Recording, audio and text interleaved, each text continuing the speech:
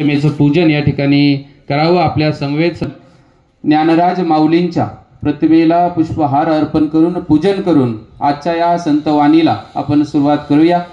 उद्या संपन्न होणाऱ्या 79व्या स्वातंत्र्य दिनानिमित्त याचे औचित्य साधून आज आपण पसायदानाने आणि संतवाणीतून या कार्यक्रमाची सुरुवात करत आहोत।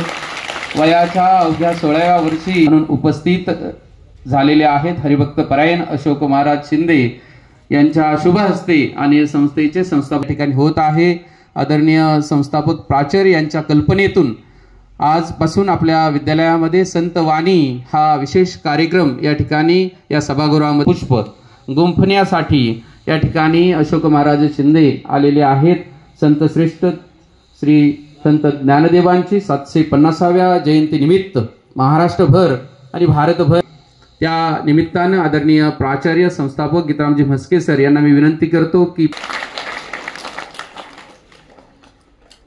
संत श्रेष्ठ श्री ज्ञानदेवांची 750 पसायदानाने या कार्यक्रमाची सुरुवात होणं हा फार मोठा अभिमानाचा क्षण आहे। संप्रदाय आजही तितक्याच ताकदीने उभा आहे। पुनश्च एकदा अशोक महाराज शिंदे यांना आपण खूप खूप कोटी कोटी प्रणाम करूया, अभिवादन करूया आणि यानंतर विद्यालयाचे संस्थापक प्राचार्य आदरणीय गीतारामजी म्हसो की प्रवचनापूर्वी आपण या कार्यक्रमाबद्दल थोडंसं प्रास्ताविक करावं।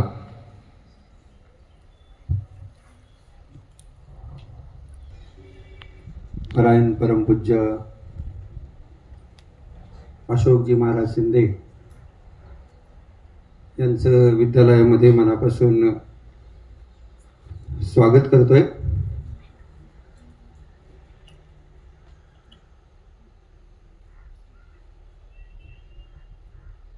संत ज्ञानोबांची आज आणि ह्या वर्षी 750वी जयंती आणि म्हणून महाराष्ट्र सरकारनं 14 ऑगस्ट रोजी सर्व शाळांमध्ये पसायदान घ्यावं अशा प्रकारचं परिपत्रक काढलं आणि त्यानुसार आपण कार्यक्रमाला सुरुवात केली। 22 ऑगस्ट 1275 रोजी माऊलींचा जन्म झाला। पैठणी ते सरांनी सांगितलं तुम्हाला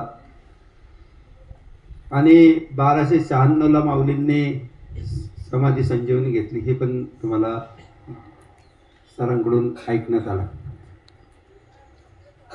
1200चा काळ होता तेव्हा समाज जो आहे आपला सर्वचे सर्व हा अंधश्रद्धेनं जिकडे तिकडे तांत्रिक मांत्रिक आणि अशाही वेळामध्ये विठ्ठल पंतांनी म्हणजे ज्ञानोबांच्या वडिलांनी संन्यास घेतला होता, पण गुरूंच्या आज्ञेवरून ज्ञानोबांच्या वडिलांनी संन्यास सोडून पुन्हा गृहस्थ आश्रमाचं अनुकरण केलं आणि त्यानंतर त्यांना हे अपत्य निवृत्ती सोपान ज्ञानोबा मुक्ताई ही झाली आणि त्यावेळेच्या समाजानं त्याही वेळेस ज्ञानोबाच्या वडिलांना देहांत प्राचित्ताची शिक्षा सुनावली। तुम्हाला सर्वांना ज्ञात आहे, तुम्ही सर्वांनी ऐकलेलं आहे। आणि त्या 12व्या शतकामध्ये 13व्या शतकामध्ये जर कोणी क्रांतिकारक बंड केला असेल तर ते फक्त ज्ञानोबांनी केलं आणि म्हणून ज्ञानोबांची जयंती साजरी करायची मुला। आणि काय बंड केलं तर संस्कृत मध्ये दडलेलं हे जे ज्ञान होतं का जे अंगारा दुपारा तांत्रिक मांत्रिक ह्या सगळ्या गोष्टींना बाजूला ठेवून खरं तत्वज्ञान जे भगवद्गीतेमध्ये दडलेलं होतं त्या भगवद्गीतेचं संस्कृत मधून पहिल्यांदा मराठीमध्ये ज्यांनी अनुवाद केला ते संत ज्ञानेश्वर। माझी मराठी जो बोलू कौतुके परी अमृतासी पैंजा जिंके ऐसे अक्षरे रसिके मिळविला हे धाडस ज्ञानोबांनी केलं। आणि म्हणून साठी ह्या धाडसाला प्रणाम करण्यासाठी वय वर्ष 16 ज्ञानेश्वरी सांगितली, सच्चिदानंद बाबांनी लिहिली। महाराज बोलतीनच तुमच्यावर त्या संदर्भामध्ये आणि असा हा श्रेष्ठ ग्रंथ ज्ञानेश्वरी तुम्ही सर्वांनी वाचावा. नामा म्हणे ग्रंथ श्रेष्ठ ज्ञानेश्वरी एक तरी ओवी अनुभवावी. आणि मला हा ग्रंथ वाचावा सर्वांनी आणि संसार सुखाचा करीन असं म्हणणाऱ्या ज्ञानोबारायांनी पसायदान काय लिहिलं हे महाराजांच्या तोंडून ऐकावं. हा कार्यक्रमाचा खरा उद्देश आणि मूळ हेतू आमचा आहे. आज जातीपातीमध्ये वाटल्या जाणाऱ्या समाजाला संतांनी कसं एकत्र गुंपलं आणि सगळं तत्वज्ञान कसं त्यांच्या समोर मांडलं. कोण गोरा कुंभार, कोण चोखोबा, कोण मुक्ताई, कोण ज्ञानोबा, सगळे एकत्र आणि पंढरीचा दरबार कसा महान केला हे महाराजांच्या तोंडून तुम्हाला ऐकायला मिळेलच असं मला वाटतंय. आणि म्हणून पुन्हा एकदा या 750 जयंतीनिमित्त आपण कार्यक्रम ठेवणार आहे 22 ऑगस्टला. पुन्हाही महाराज एक चांगला माऊलींच्या 750व्या जयंतीनिमित्त. पण आजही ज्ञानेश्वरीतील जी जगासाठी प्रतिज्ञा केलेली आहे ती प्रतिज्ञावर पसायदान आणि महाराजांचं निरूपण लगेच सुरू होईल. मी जास्त वेळ घेत नाहीये आणि पुन्हा एकदा महाराजांचे आभार मानतो आहे आणि महाराजांना विनंती करतो आहे की आपल्या वाणीनं आपण प्रवचनाला सुरुवात करावी. बाकीच्या सर्वांनी बसून घ्या. कृष्ण हरे कृष्ण कृष्ण कृष्ण हरे हरे.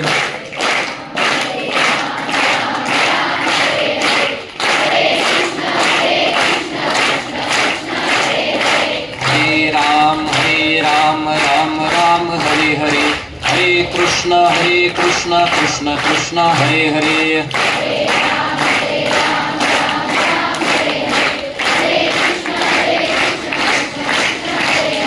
हरे राम राम राम हरे हरे. हरे कृष्ण कृष्ण कृष्ण हरे हरे.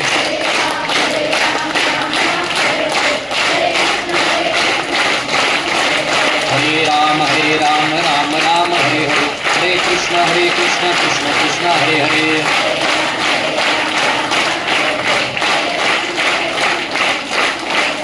पुंडलिका वरदा हरी विठ्ठल. श्री ज्ञानदेव तुकाराम पंढरीनाथ भगवान की जय. माऊली ज्ञानेश्वर महाराज की जय. जगद्गुरु तुकाराम महाराज की. संत निळोबा महाराज की. छत्रपती शिवाजी महाराज की. धर्मवीर संभाजी महाराज की. अपने अपने माता पिता की. आज या ठिकाणी आपण सर्वजण अतिशय गोड कार्यक्रमाच्या निमित्तानं या ठिकाणी उपस्थित आहोत. तो कार्यक्रम म्हणजे कैवल्य साम्राज्य चक्रवर्ती योगियांचे योगी साधकांचा मायबाप आळंदी निवासी माऊली महावैष्णव ज्ञानोबाराय म्हणजे कैवल्याचा पुतळा. त्या माऊलींच्या 750व्या जयंतीचं वर्ष हे वर्ष आपण संपन्न करत आहोत. आणि त्या निमित्तानं या विश्वाला जगाला माऊली महावैष्णव ज्ञानोबारायांनी ज्ञानेश्वरी रूपी जे रत्न ज्ञान दिलं आणि त्यानंतर या संपूर्ण विश्वासाठी माऊली महावैष्णव ज्ञानोबारायांनी जे पसायदान मागितलं या पसायदानाचं चिंतन या पसायदानाचं बनन करण्यासाठी खऱ्या अर्थानं पारनेर पब्लिक स्कूलचे संस्थापक अध्यक्ष आमचे मार्गदर्शक सन्माननीय गीतारामजी म्हस्के सर यांनी मला फोन केला आणि त्यांच्या माध्यमातून आज खऱ्या अर्थानं या पवित्र दालनामध्ये शिक्षणासारख्या पवित्र दालनामध्ये या ठिकाणी येण्याचा योग आला. माऊली महावैष्णव ज्ञानोबाराय जे खऱ्या अर्थानं शिक्षणाविषयी त्या ठिकाणी खूप जागृत होते आणि 12व्या शतकामध्ये कुठल्याही प्रकारची शिक्षणाची सुविधा नसताना त्यांच्या मायेपित्यांकडून शिक्षणाचे धडे घेऊन वयाच्या 16व्या वर्षी ज्या महात्म्यानं ज्ञानेश्वरी सारखा अलौकिक ग्रंथ निर्माण केला आणि तोही ग्रंथ आपल्या या अहिल्यानगर जिल्ह्यामध्ये नेवासा या ठिकाणी दगडाला पाठ लावली. त्या दगडाचं नाव पैस खांब आहे.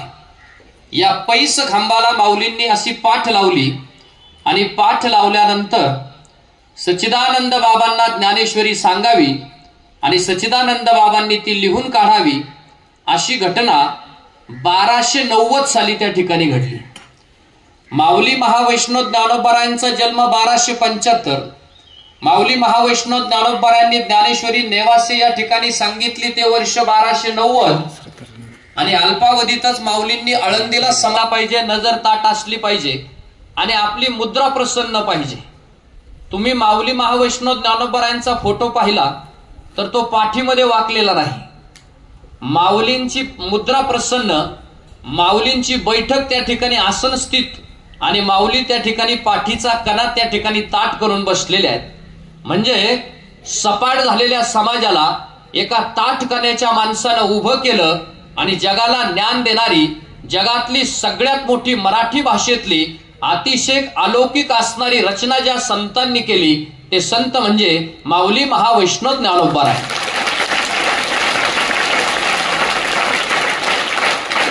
माऊली महावैष्णव ज्ञानोबारायांच्या ज्ञानेश्वरीतला काना, मात्रा, उकार, वेलांटी, रफार कुणालाही बदलता आला नाही.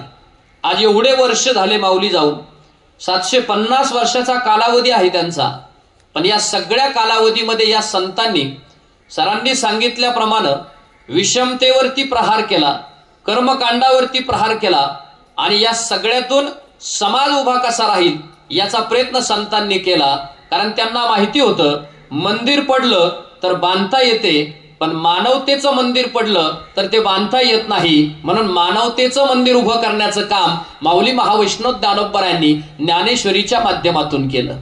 म्हणून ही मानवता तुम्हाला आम्हाला समजावी, ही प्रार्थना माऊलींची तुम्हाला आम्हाला समजावी, विद्यार्थ्यांच्या मनामनापर्यंत ती जावी, प्रत्येकाच्या अंतकरणापर्यंत ती जावी आणि तुमचं आमचं अंतकरण फुलून यावं. मग मला सांगा, देवाला सुकलेली फुलं आवडतात का टवटवीत? टवटवीत फुलं आवडतात. सुकलेली फुलं देवाला चालत नाहीत. मग देवाला सुकलेली फुलं जर चालत नाहीत तर देवाला टवटवीत चालतात. मग सुकलेली माणसं देवाला आवडतील का? मग तुम्ही कसे पाहिजेत? टवटवीत असले पाहिजेत. फुलासारखे टवटवीत माझ्या समोर बसलेले सर्व असणारे विद्यार्थी हे उद्याचं भविष्य आहे. पण हा कार्यक्रम हा भूतकाळासाठी नसून या भारतभूमीच्या भविष्यासाठीचा उपक्रम म्हणजे खऱ्या अर्थाने ही संतवाणी आहे.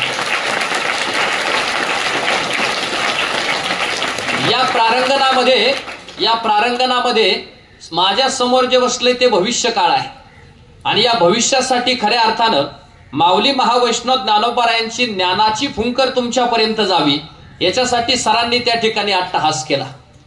छोटंसं रोपटं लावलं कधी काही या शाळेचं आणि माऊली महावैष्णव ज्ञानोबारायांच्या हरिपाठामध्ये माऊली म्हणतात, इवलेशे रोप लावी येले द्वारी. ती माऊलींच्या हरिपाठातली ओवी खऱ्या अर्थानं सरांनी खरी केली आणि हा छोटासा असणारा रोपटं आज त्या ठिकाणी गगन भरारी घेतली. त्याचं नाव पारनेर पब्लिक स्कूल आहे, लक्षात ठेवा. इवलेशे रोप लावी येले द्वारी, तयाचा वेलू गेला गगनावरी. माऊली महावैष्णव ज्ञानोबारायांची हरिपाठातली ओवी खऱ्या अर्थानं या शाळेनं मूर्तिमंत जपली आणि त्या ओवीचा आत्मसात करत करत खऱ्या अर्थानं त्या ओवीच्या माध्यमातून आज सगळा इतका मोठा विस्तार पाहायला मिळतोय. हा खऱ्या अर्थानं आनंदाचा क्षण आहे. आनंदाचे डोही आनंद तरंग. माऊलींचा जन्म 1275चा. पण त्या कालखंडामध्ये माऊली महावैष्णव ज्ञानोबाराय एवढ्या कठीण परिस्थितीतून गेले की ज्या कालखंडामध्ये त्यांना त्यांचे स्वतःचे माये पिता त्या ठिकाणी सोडून गेले. आदल्या दिवशी आईनं कुणाकडून तरी उष्ण पीठ आणलं आणि ते उष्ण पीठ त्या ठिकाणी आणून बाळांसाठी 4 पोरांसाठी पोळ्या केल्या. संध्याकाळी पोळ्या केल्यानंतर त्या असणाऱ्या सगळ्या पोरांना एक एक घास भरवला. पण आई वडिलांनी एकही घास खाल्ला नाही. तेव्हा लहान असणारे तुमच्यासारखे माऊली आईला म्हणतात, आई तू का खाल्लं नाहीस? तेव्हा आई म्हणते, बाळा मला भूक नाही. वडील म्हणतात, बाळा आम्हाला भूक नाही, तुम्ही जेवून घ्या, आम्हाला भूक लागणार नाही आणि आता उद्यापासून आम्हाला कधीही त्या ठिकाणी भुकेचा प्रश्न पडणार नाही. त्या लहान लहान पोरांना तरी काय माहिती की माये पिता कधीतरी आपल्याला संध्याकाळी सोडून जाणार आहे. संध्याकाळी ते लहान पोरं झोपी गेले आणि लहान पोरं झोपी गेल्यानंतर संध्याकाळी माये पित्यांनी त्या लहान पोरांच्या डोक्यावरून असं पांघरून ठेवलं, हळूहळू त्यांच्या डोक्यावरून हात फिरवला आणि सांगितलं, बाळांनो, ही शेवटची भेट, आता पुन्हा त्या ठिकाणी आपली भेट होणार नाही. लहान पोरं झोपी गेलेली. संध्याकाळच्या असणाऱ्या त्या अंधारामध्ये त्या मायेपित्यांनी घर सोडलं आणि ते मायपिता इंद्रायणीच्या दिशेनं गेले. इंद्रायणी वाहणारी नदी, खळखळाट करणारी नदी, पण या इंद्रायणीच्या काठावरती गेले आणि जाताना सिद्धेश्वराला हात जोडले. देवा सिद्धेश्वरा, आमच्या पाठीमागं मुलांना कुणी नाही, पण तू मात्र त्यांची काळजी घे, असं म्हणत देवाला हात जोडले त्या दोन्ही मायपित्यांनी. म्हणजे मायपिता लेकरासाठी आशीर्वाद मागतात. मग त्या सिद्धेश्वराला हात जोडले आणि हात जोडून तसेच इंद्रायणीच्या काठावरती गेले. इंद्रायणी पाण्यानं तुडुंब भरलेली. रात्रीच्या त्या अंधारामध्ये या दोघाही मायपित्यांनी धाडकन इंद्रायणीमध्ये उडी मारली आणि त्या ठिकाणी दोघही त्या पाण्याबरोबर त्या ठिकाणी काळाच्या प्रवाहामध्ये निघून गेले. दुसऱ्या दिवशी सकाळी मुक्ताईला बातमी कळाली. सकाळी बातमी कळाली आणि मुक्ताईच्या लक्षात आलं, जन्मदाते मायपिता आपल्याला सोडून निघून गेले. ज्ञानदेवाला बातमी कळाली तर ज्ञानदेव रडू लागले. निवृत्तीनाथाला बातमी कळाली तर ते रडू लागले. सोपान देवांना बातमी कळाली तर त्यांच्या डोळ्यातून अश्रूच्या धारा आल्या. नकळत त्यांच्या ओठातून त्या ठिकाणी त्या आईविषयी आणि वडिलांच्या विषयी त्या ठिकाणी विचार बाहेर पडू लागले आणि म्हटले, अरे जिने तळ हाताचा पाळणा केला, नेत्राचा दिवा केला, ती माय आपली निघून गेली. ज्यानं स्वतःच्या पायाला कधी चप्पल वापरली नाही, पण आपल्या पायाला अनवाणी पायानं चालू दिलं नाही, आपल्याला कधी काटे मोडू दिले नाही, तो पिता त्या ठिकाणी निघून गेला. आई गेली, बाबा गेले, आधार देईना कोणी, समाधिस्थ ज्ञानेश्वर, डोळ्यामध्ये पाणी. रडू लागले. चारही भावंड रडत होते. मुक्ताई मोठ्या भावाला सांगत होती, दादा, आई परत येणार नाही का, वडील परत भेटणार नाही का. तेव्हा ज्ञानदेव तिला सांगू लागले, आता ते आपल्याला परत कधी भेटणार नाही, ते आता आपल्याला कधी दिसणार नाही, त्यांची आपली भेट आता कधी होणार नाही. पण एक सांगू का मुक्ताई, जरी माये पिता त्या ठिकाणी निघून गेले, ते परत कधी येणार नाहीत, परंतु उद्याच्या काळामध्ये ज्याच्या आयुष्यातील माये पिता जातील, त्या लोकांच्या डोळ्यातलं पाणी कमी करण्यासाठी माझ्या पाठीमागे माझी ज्ञानेश्वरी जिवंत राहील आणि ती ज्ञानेश्वरी आजही जिवंत आहे, लक्षात ठेवा. आज एवढ्या वर्षाचा कालावधी झाला, परंतु ज्ञानेश्वरी मात्र आहे तशीच आबादित आहे.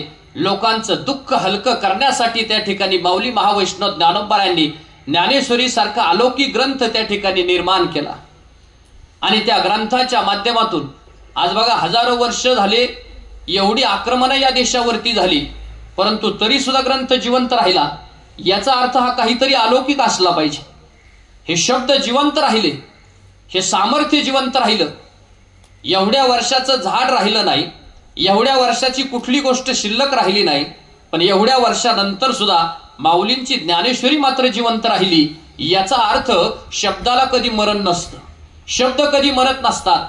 माऊलींनी अमृताचे शब्द, अमृताचा सोहळा त्या ठिकाणी निर्माण केला आणि हेच अमृत खऱ्या अर्थानं या सामान्य लोकांपर्यंत पोचावं, याच्यासाठी ज्ञानेश्वरीची त्या ठिकाणी निर्मिती केली.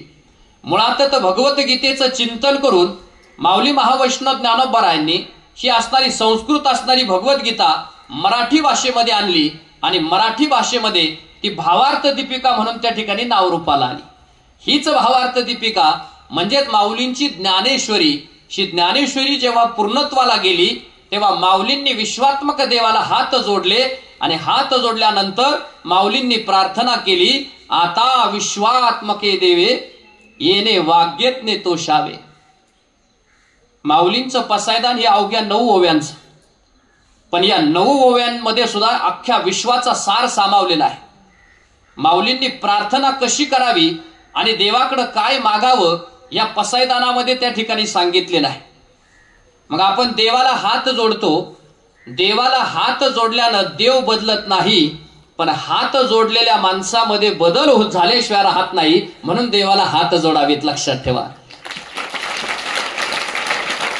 हात जोडल्यानं देव बदलत नाही, पण आपल्यामध्ये बदल झाल्याशिवाय राहणार नाही. म्हणून खऱ्या अर्थानं आपण आपल्या जीवनामध्ये खऱ्या अर्थानं माऊलींच्या पसायदानाप्रमाणे जगलं पाहिजे. पसायदान म्हणजे विश्वाची प्रार्थना, पसायदान म्हणजे या जगाची प्रार्थना. हे पसायदान इथपर्यंत राहिलं नाही.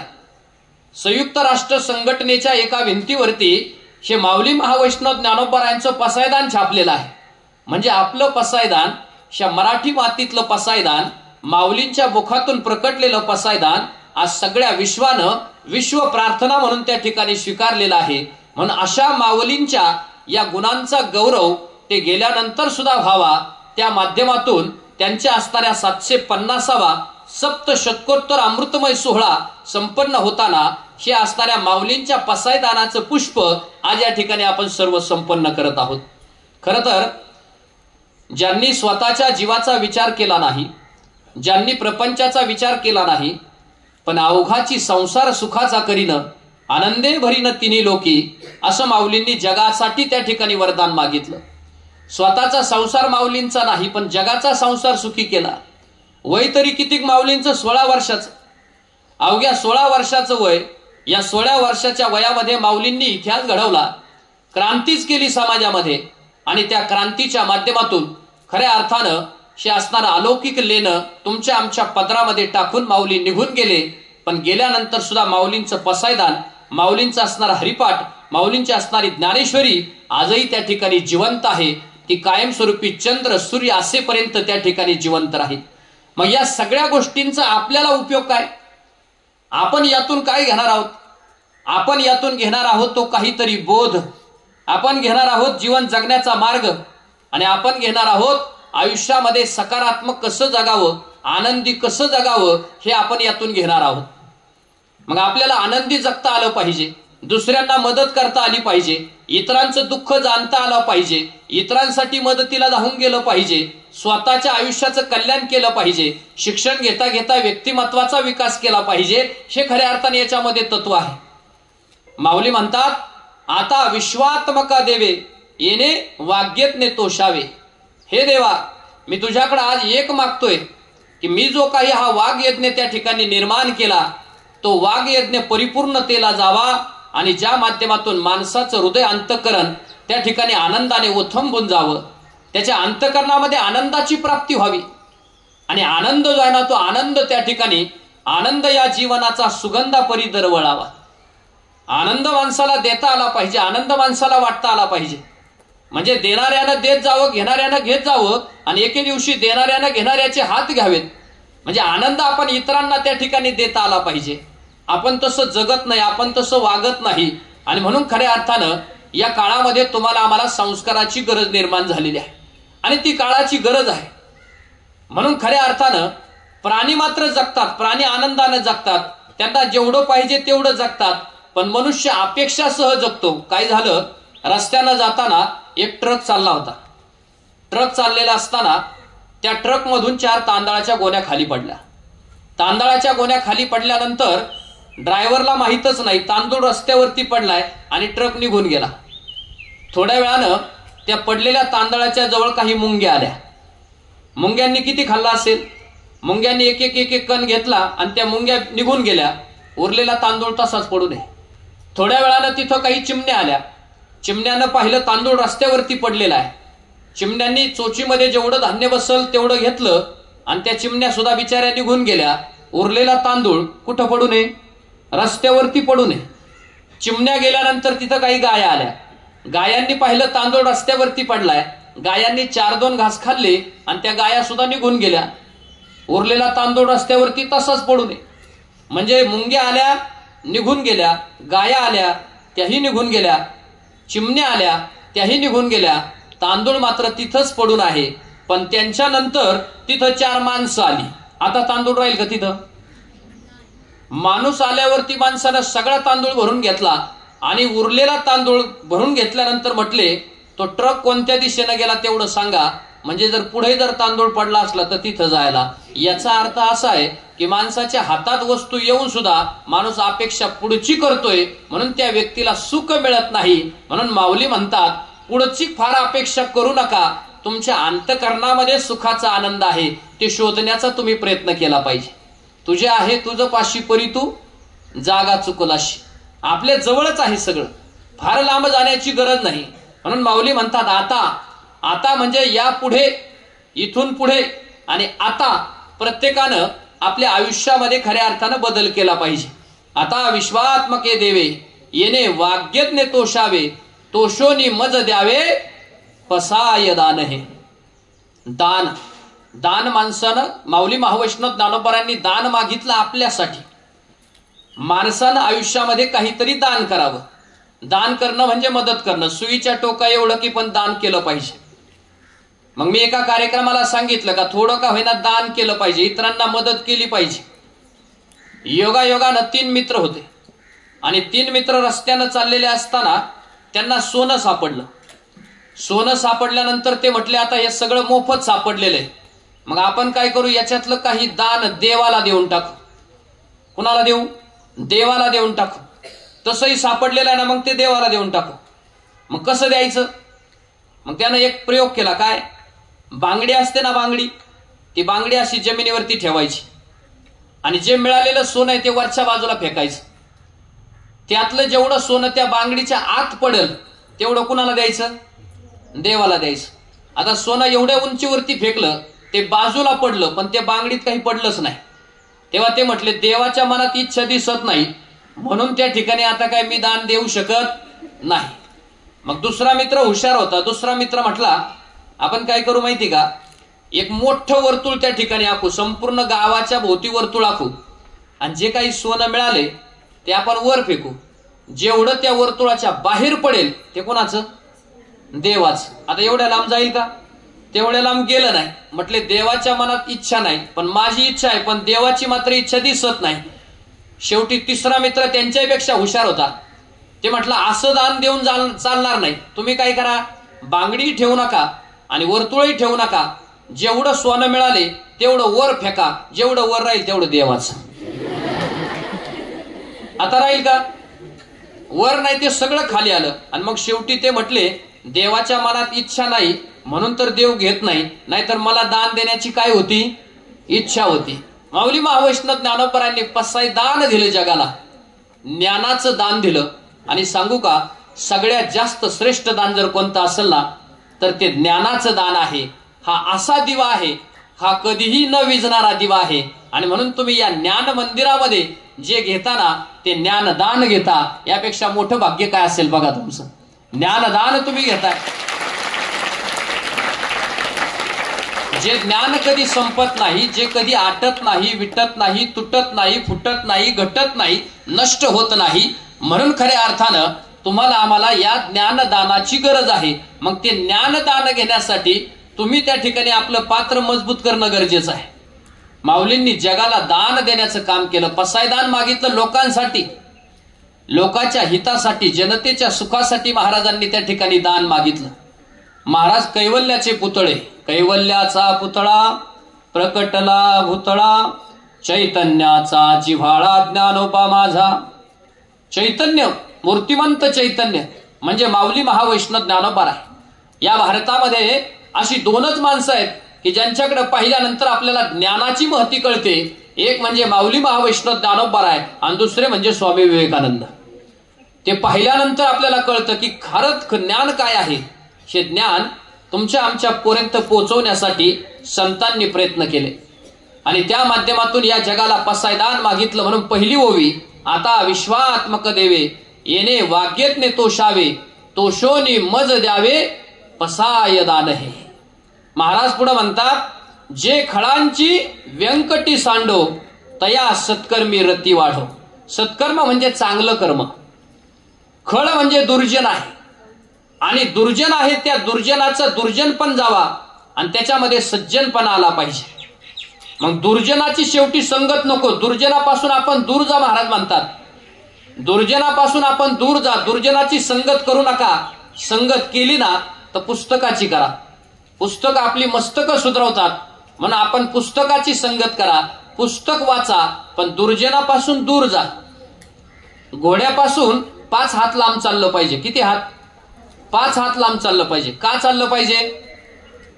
घोड्याची लाज बसल्यावरती कळतं किती हात लांब चाललं पाहिजे.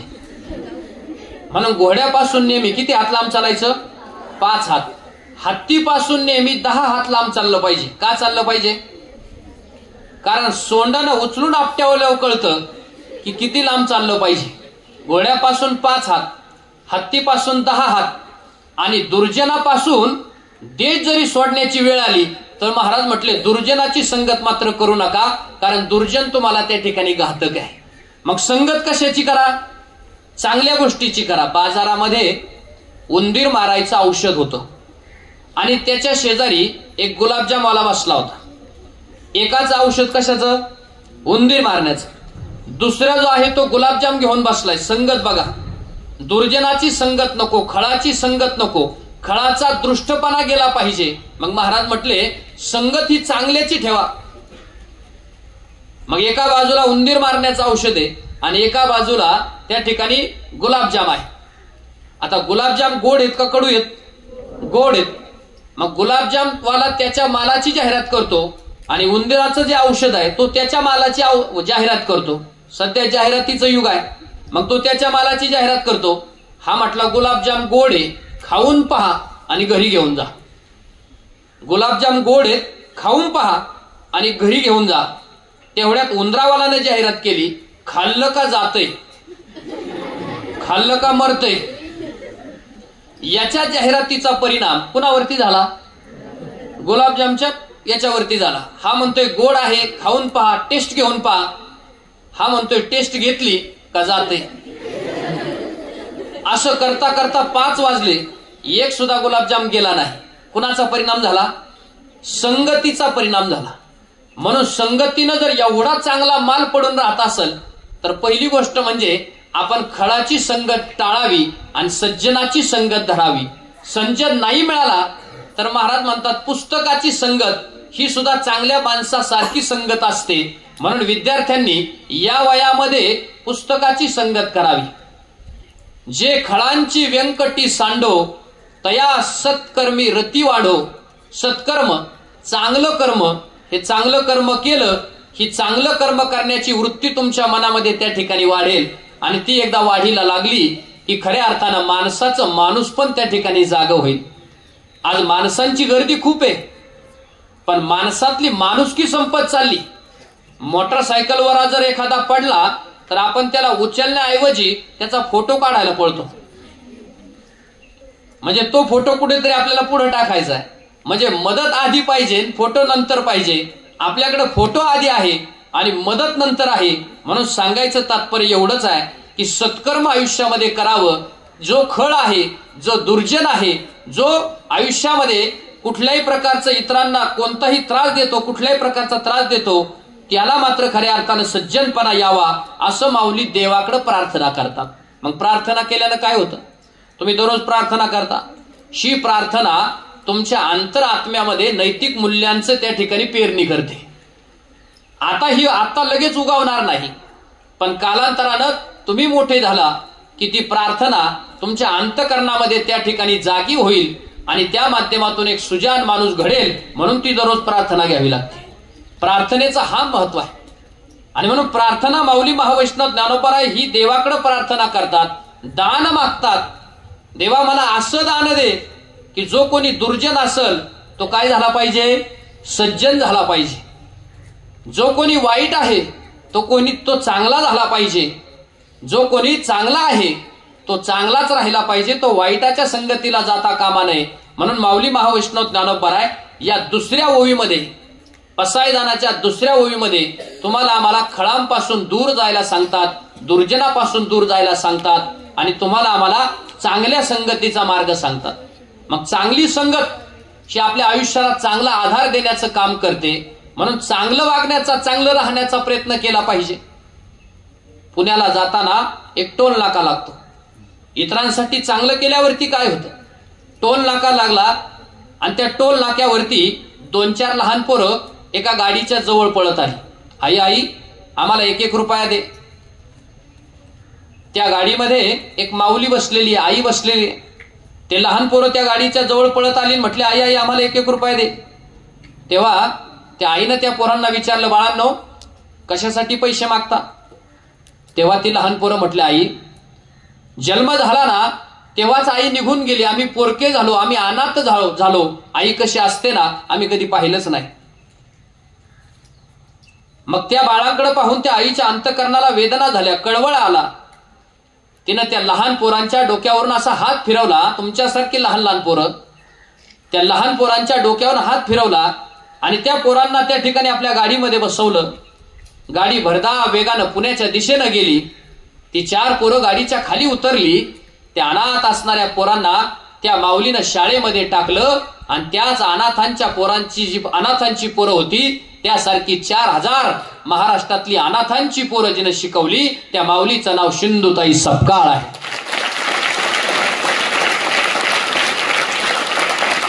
ज्याच्या हाताला बोट नाहीत, ज्याच्या पायाला बोट नाहीत, अशा असणाऱ्या आनंदवनामध्ये त्या असणाऱ्या कुष्ठरोग्यांची सेवा बाबा आमटेंनी केली आणि समाजासाठी काहीतरी आपण देणं लागतो असं म्हणत समाजासाठी कार्य केलं. हे माऊलींना अपेक्षित आहे. म्हणून शिक्षणाचं कार्य असेल, सामाजिक कुठल्याही प्रकारचं कार्य असेल, हे कार्य माऊलींच्या पसायदानाला अभिप्रीत आहे. माऊलींनी हे दान मागितलं आणि ते दान प्राप्त झाल्यानंतर आपण काय करावं हे मात्र खऱ्या अर्थानं आपल्याला समजण्यासाठी हा खऱ्या अर्थानं कार्यक्रम आहे. आज काळ बदलला, पहिल्यासारखा आता काळ राहिला नाही.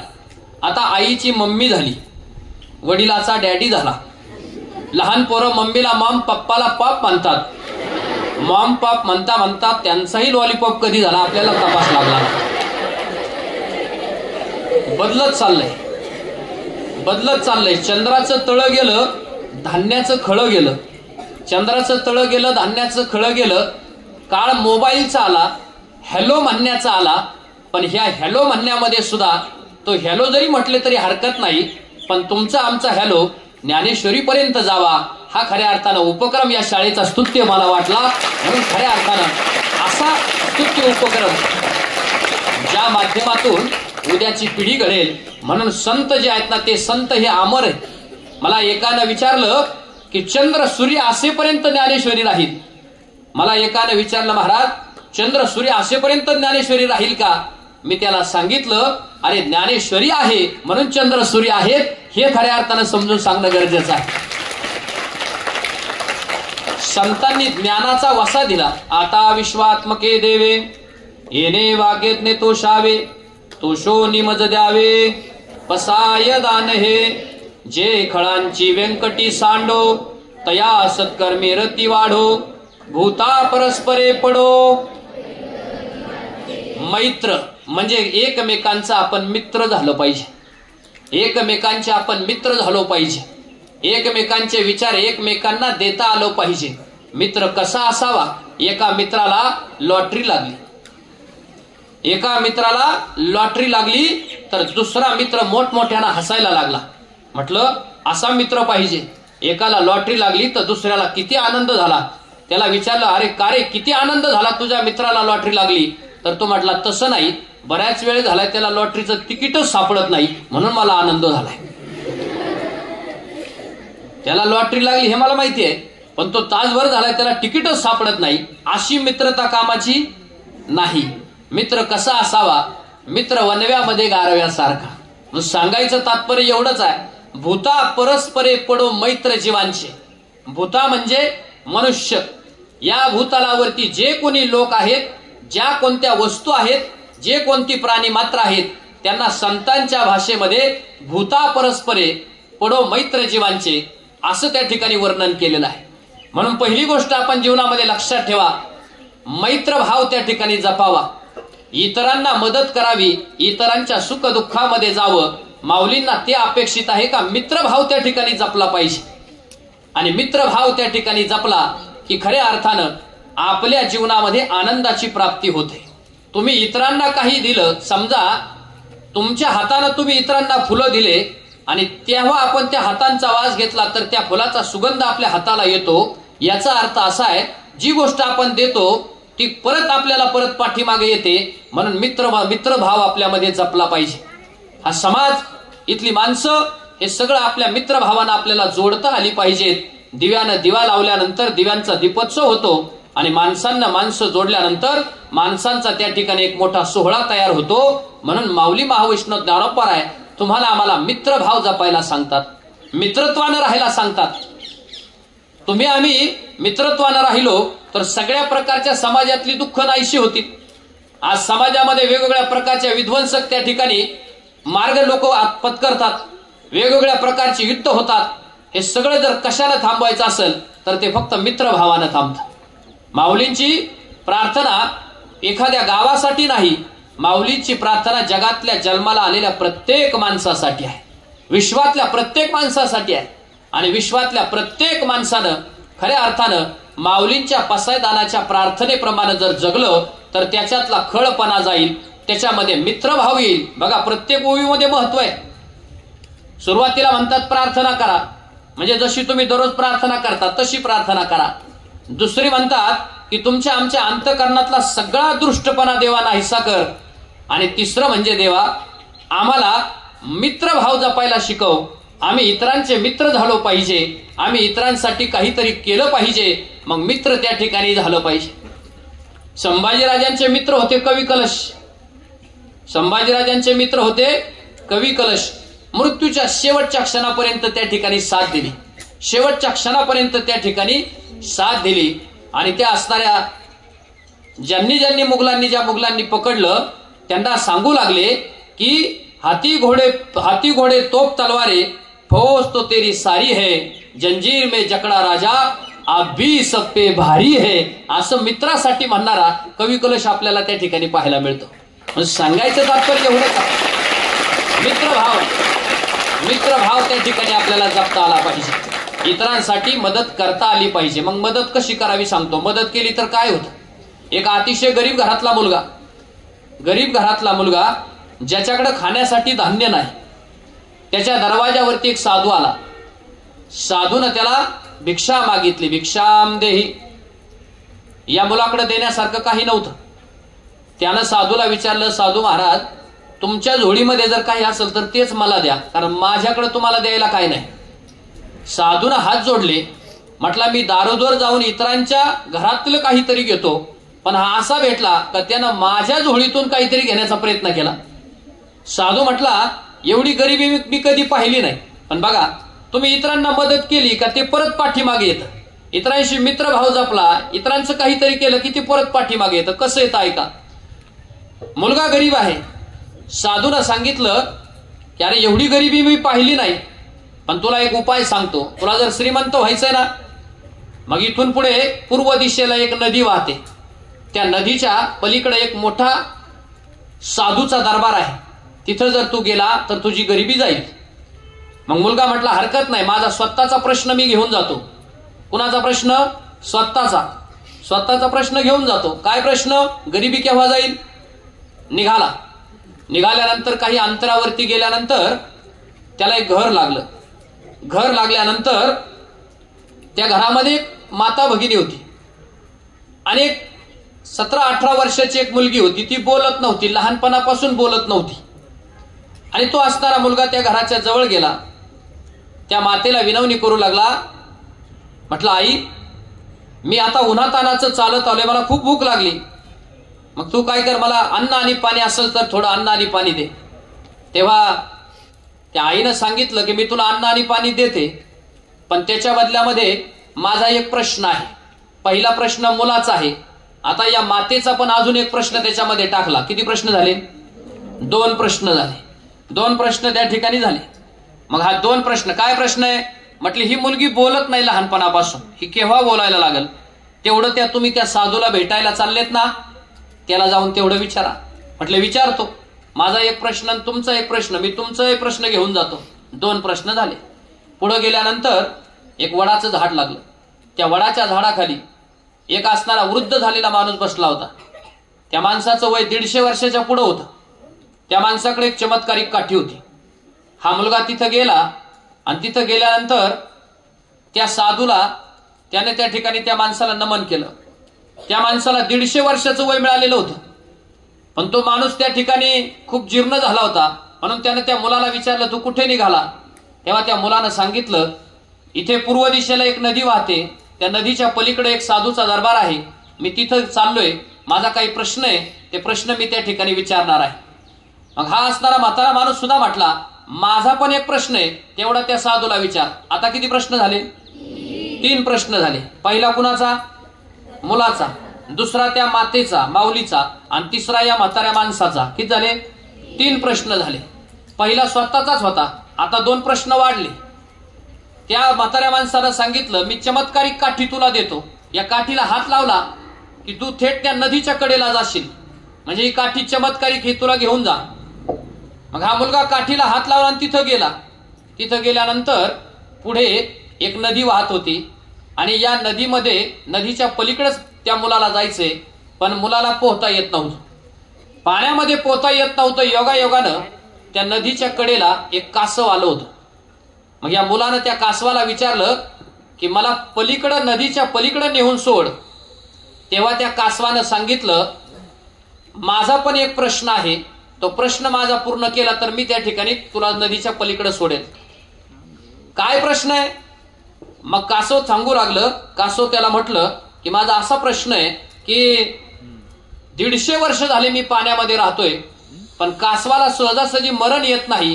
कासवाचं मरण नक्की कशात आहे? एवढा प्रश्न त्या साधूला जाऊन विचार. म्हटलं विचारतो. किती प्रश्न झाले? 4 प्रश्न झाले. सुरुवातीला स्वतःचा होता, आता किती प्रश्न वाढले? 3 वाढले. असे बरोबर 4 प्रश्न झाले. दुसऱ्यांचे प्रश्न घेतले आणि नदी पार करून त्या दरवाजा पलीकडे साधूचा दरबार आहे, त्या दरबारामध्ये गेला.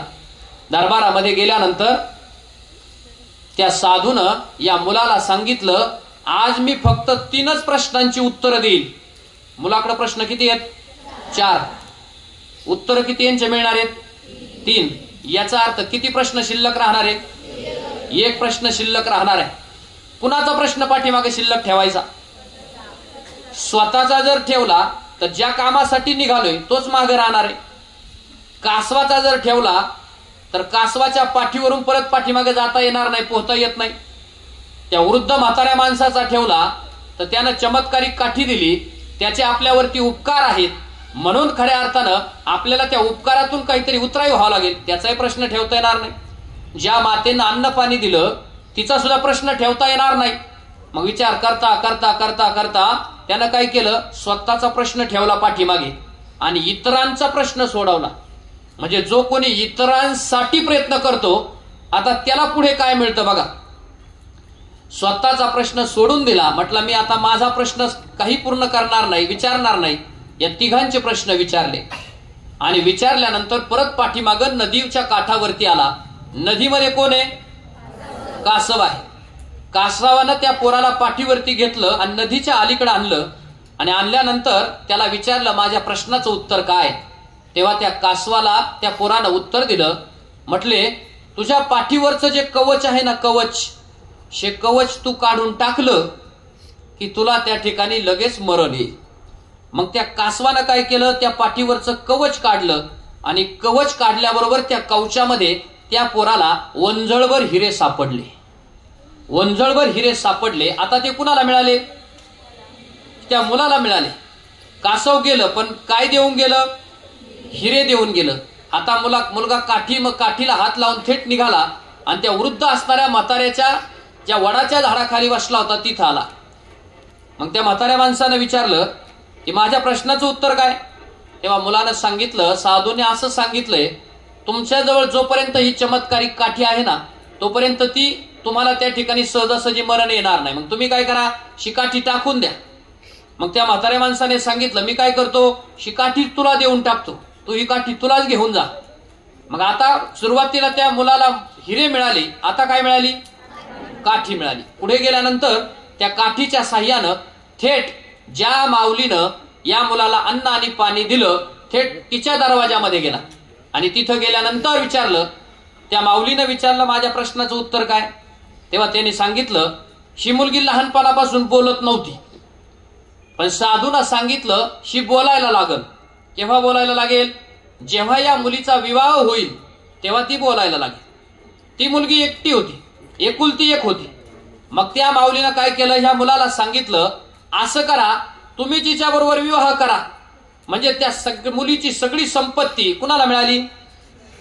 मग आता सगळ्यांनी मला उत्तर द्या, आधी हिरे मिळाले, नंतर चमत्कारिक काठी मिळाली आणि नंतर सगळी संपत्ती मिळाली, आता मुलाची गरिबी राहिली का? प्रश्न न विचारता सुद्धा मुलाची सगळी गरिबी संपून गेली. त्याचं एकमेव कारण त्याने कुणाला मदत केली? दुसऱ्यांना मदत केली.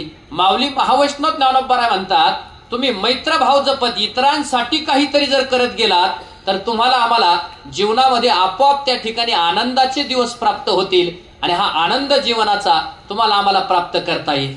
म्हणून पसायदान हे फार व्यापक आहे. अशा व्यापक पसायदानामध्ये माऊली तुम्हाला आम्हाला चिंतन करायला सांगतात. काय करायला सांगतात? चिंता केली की माणूस त्या ठिकाणी दुःखी होतो आणि चिंतन केलं की माणूस चैतन्याकडे जातो. मग आपल्याला चैतन्याकडे जायचंय का दुःखाकडे जायचंय? चैतन्याकडे जायचंय.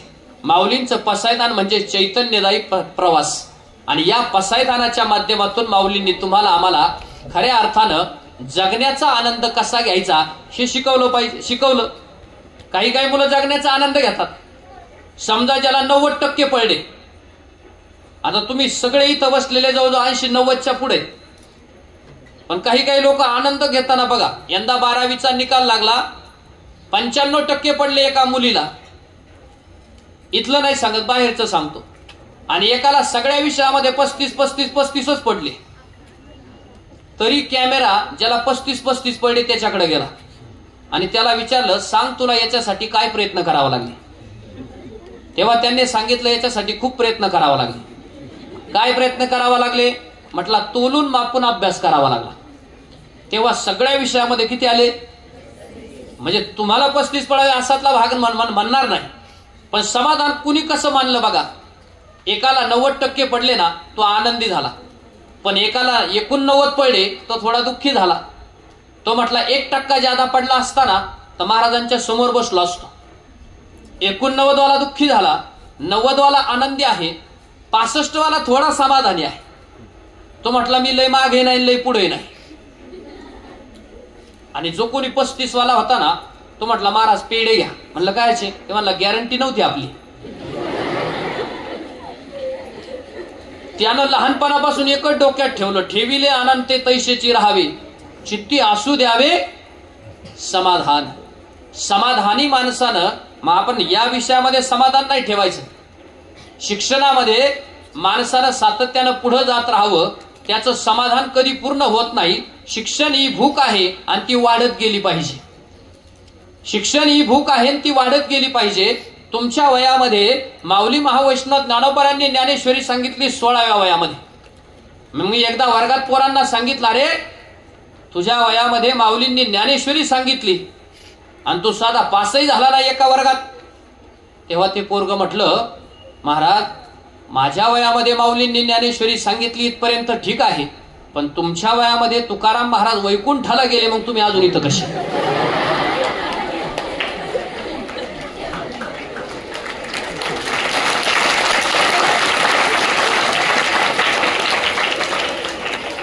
आणि म्हणून खरं ज्ञान तुमच्यापर्यंत पोहोचावं याच्यासाठी खऱ्या अर्थानं उपक्रम केलेला आहे. आणि म्हणून खऱ्या अर्थानं लहान पोरं म्हणजे मी त्यांना लांबूनच हात जोडतो.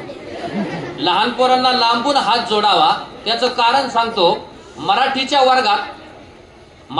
वर्गात पोराला विचारलं, मी तुला जर छडी दिली तर या वाक्याचा भूतकाळ काय होईल, भविष्यकाळ काय होईल? भविष्यकाळ. मी तुला छडी देईल हा त्याचा काय झाला? भविष्यकाळ. मुलाला प्रश्न विचारला, मी तुला छडी दिली, याचा भविष्यकाळ असा होईल की मी तुला छडी देईल, असं त्याचं उत्तर आहे. पोरानं सांगितलं, तुम्ही मला जर छडी दिली, जाताना गाडी पंक्चर होणार. सांगायचं तात्पर्य एवढंच आहे. म्हणून तुम्हाला तुमच्या कलांनी घ्यावं लागतं. तुम्हाला जे पाहिजे तसं त्या ठिकाणी तुम्हाला द्यावं लागतं. माऊली महावैष्णव ज्ञानोबरायांचं वय 16 वर्षाचं. किती वर्षाचं? 16 वर्षाचं. 22 वर्षाच्या वयामध्ये माऊलींनी इंद्रायणीच्या काठावरती आळंदीला समाधी घेतली. तुम्ही कधी आळंदीला गेलात ना, तर आळंदीला 2 प्रकारचे वृक्ष आहेत. एक म्हणजे सन्मुख पुढे अजान वृक्ष, देव येती देती साक्ष, आणि दुसरा वृक्ष जयाची द्वारी सोनियाचा पिंपळ, अंगी ऐसे बळ रेडा बोले. माऊली महावैष्णव ज्ञानोबरायांच्या समाधीच्या पुढे एक पिंपळाचं झाड आणि ज्याच्या खाली माऊलींनी समाधी घेतली तो आजान वृक्ष. अशा कमी वयामध्ये समाधी घेतलेल्या एका लहान पोरानं जगाला ज्ञान देणारं इतकं मोठं ज्ञान द्यावं. आणि म्हणून या पसायदानाच्या रूपानं ही विश्वात्मक प्रार्थना दररोज आपण आपल्या जीवनामध्ये त्या ठिकाणी उतरवली पाहिजे. माऊली महावैष्णव ज्ञानोबराय म्हणतात, भूता परस्परे पडो मैत्र जीवांची. तुम्हाला आम्हाला इतरांचा कळवळ आला पाहिजे. इतरांच्या विषयी तुम्हाला आम्हाला खऱ्या अर्थानं त्यांच्याविषयीची आस्था आपल्या मनामध्ये निर्माण झाली पाहिजे. त्याच्यासाठी हा सगळा केलेला अट्टहास, याजसाठी केला होता अट्टहास, शेवटचा दिस गोड व्हावा. साधू संत तुम्हाला आम्हाला आयुष्यामध्ये गोड व्हावा असं वाटत असेल तर या पसायदानाच्या मार्गाने जायला सांगतात. ही संतवाणी कधी न संपणारी आहे. त्या मार्गाने तुम्ही आम्ही जर गेलात तर आपल्या आयुष्याचा प्रवास हा गोड झाल्याशिवाय राहणार नाही, तो आनंदी झाल्याशिवाय राहणार नाही. आणि तो आनंदी जर करायचा असेल ना तर आपण त्या ठिकाणी आनंदी असलं पाहिजे. मग आनंदी राहायचं असेल ना तर एकदा भजन करा. ज्ञानोबा माऊली तुकाराम, ज्ञानोबा माऊली तुकाराम.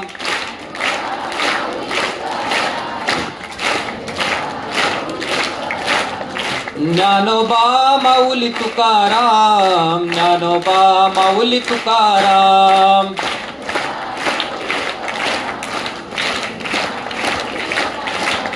ज्ञानोबा माऊली तुकाराम, ज्ञानोबा माऊली तुकाराम.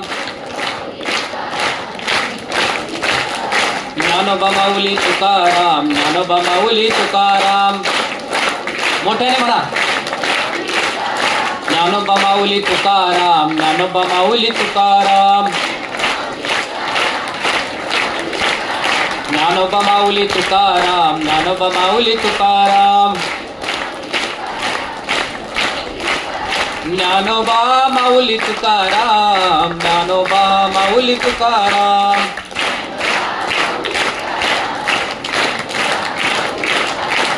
ज्ञानोबा माऊली तुकाराम, ज्ञानोबा माऊली तुकाराम.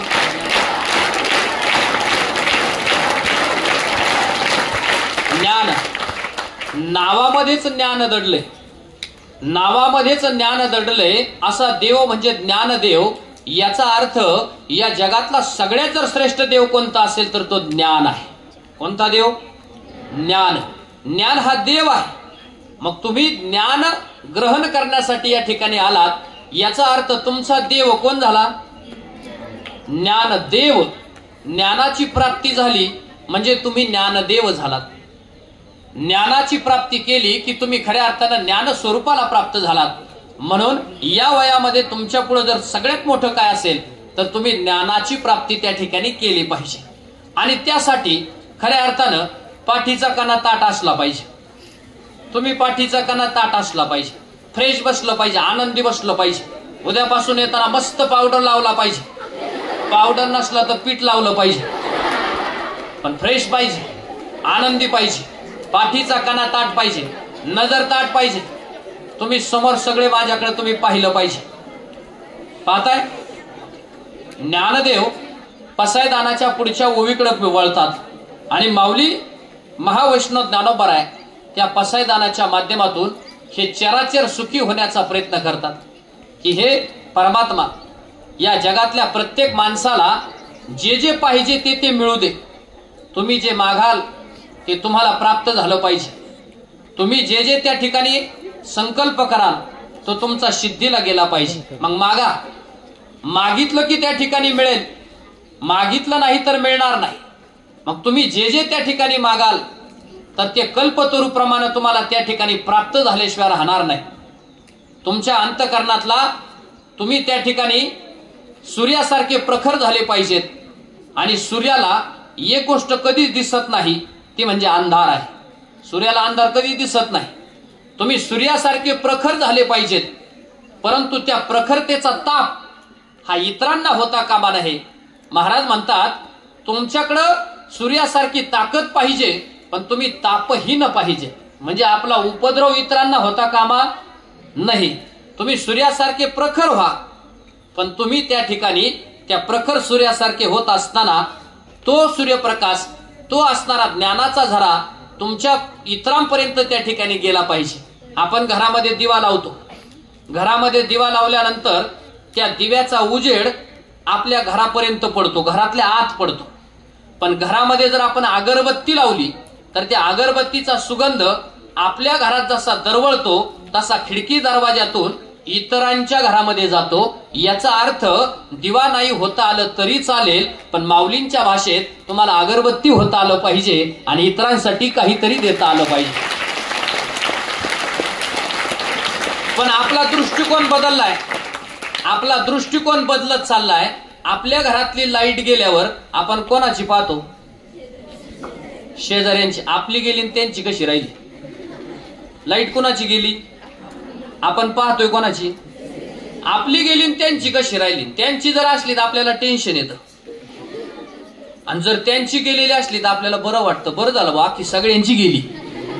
म्हणून महाराज म्हणतात आपली गेली ना तर ते आपलं दुःख आहे, पण इतरांची जाऊ नये ना म्हणून आपण काहीतरी प्रयत्न करावा, किंवा त्यांची आहे म्हणून आपण त्या ठिकाणी आनंद मानला पाहिजे. आणि हेच आनंदाचं खऱ्या अर्थानं रहस्य आहे. जीवनामध्ये तुम्हाला आम्हाला हसता हसता जगता आलं पाहिजे, जगता जगता शिकता आलं पाहिजे, आणि शिकता शिकता आयुष्याचा आनंद त्या ठिकाणी लुटता आला पाहिजे. तुमचं वय लहान परंतु हे निष्पाप वय आहे. माऊली तुमच्या वयातले, म्हणून माऊलींनी ज्ञान असं निर्माण केलं की ते निष्पाप आहे. या संपूर्ण जगामध्ये माऊली महावैष्णव ज्ञानोबासारखा अलौकिक तत्ववेत्ता अध्यात्मक शास्त्रामध्ये तुम्हाला आम्हाला दुसरा कुठेही सापडणार नाही. म्हणून ज्ञानदेवे रचिला पाया, उभारिले देवालया. ज्ञानदेवांनी पाया रचला कशाचा? या संपूर्ण परमार्थ शास्त्राचा. तोही नगर जिल्ह्यामध्ये, म्हणजे आपण ज्या भूमीमध्ये जन्माला आलो ना ती भूमी फार पावन आहे. अहिल्यानगर जिल्ह्यामध्ये 14 तालुके आहेत. त्या 14 तालुक्यातला एक तालुका म्हणजे नेवासा, जिथं माऊलींनी ज्ञानेश्वरी सांगितली. या आपण ज्या तालुक्यामध्ये राहतो त्या तालुक्याचं नाव पारनेर तालुका. ज्या ऋषीवरून हे नाव पडलं त्या ऋषीचं नाव पराशर. पराशर ऋषींचा मुलगा व्यास ऋषी. व्यास ऋषींनी पुढे जाऊन महाभारत सांगितलं. याचा अर्थ महाभारताचा संदर्भ पारनेर तालुक्यापासून सुरू होतो. पारनेर तालुक्यामध्ये पिंपळनेरला कुणाची समाधी? संत निळोबारायांची.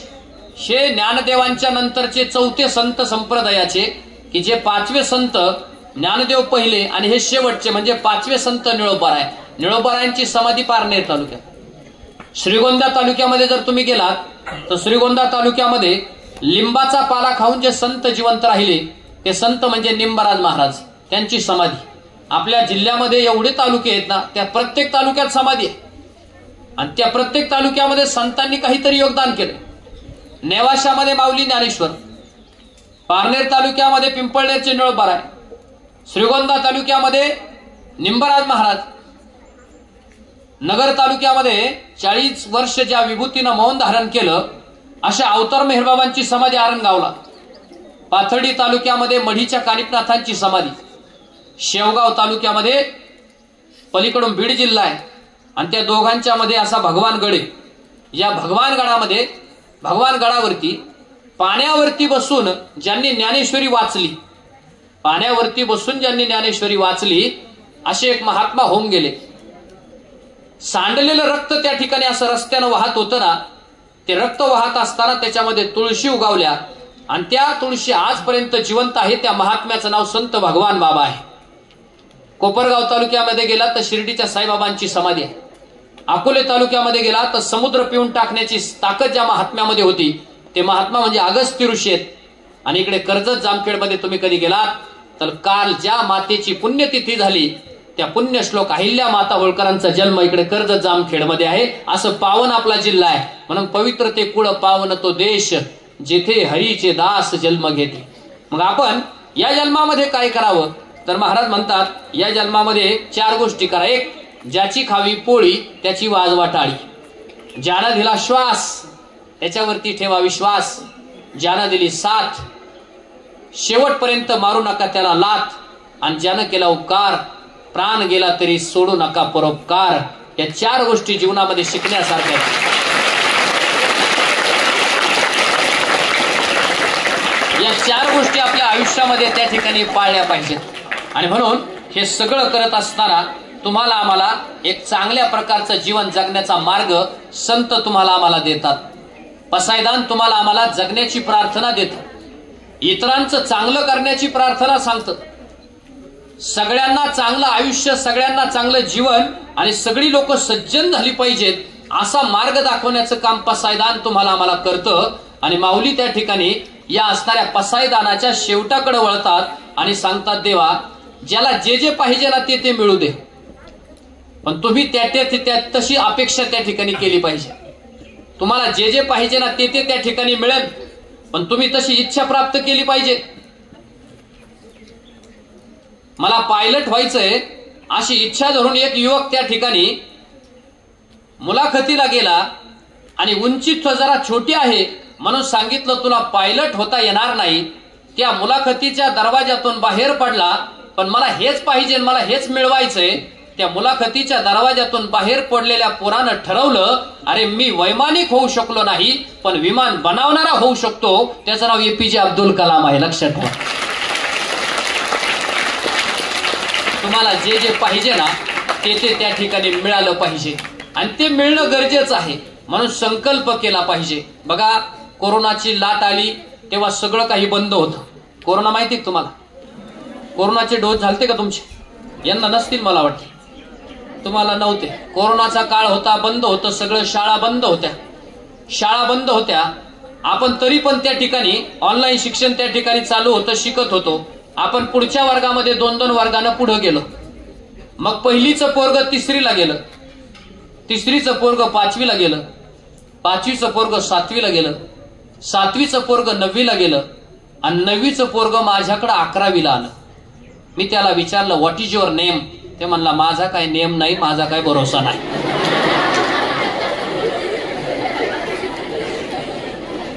सांगायचं तात्पर्य एवढंच आहे, ज्ञान तुम्हाला आम्हाला संस्कार देतं आणि ज्यांनी आपल्याला संस्कार दिले ना, पसायदान सांगतं त्याला कधी विसरू नका.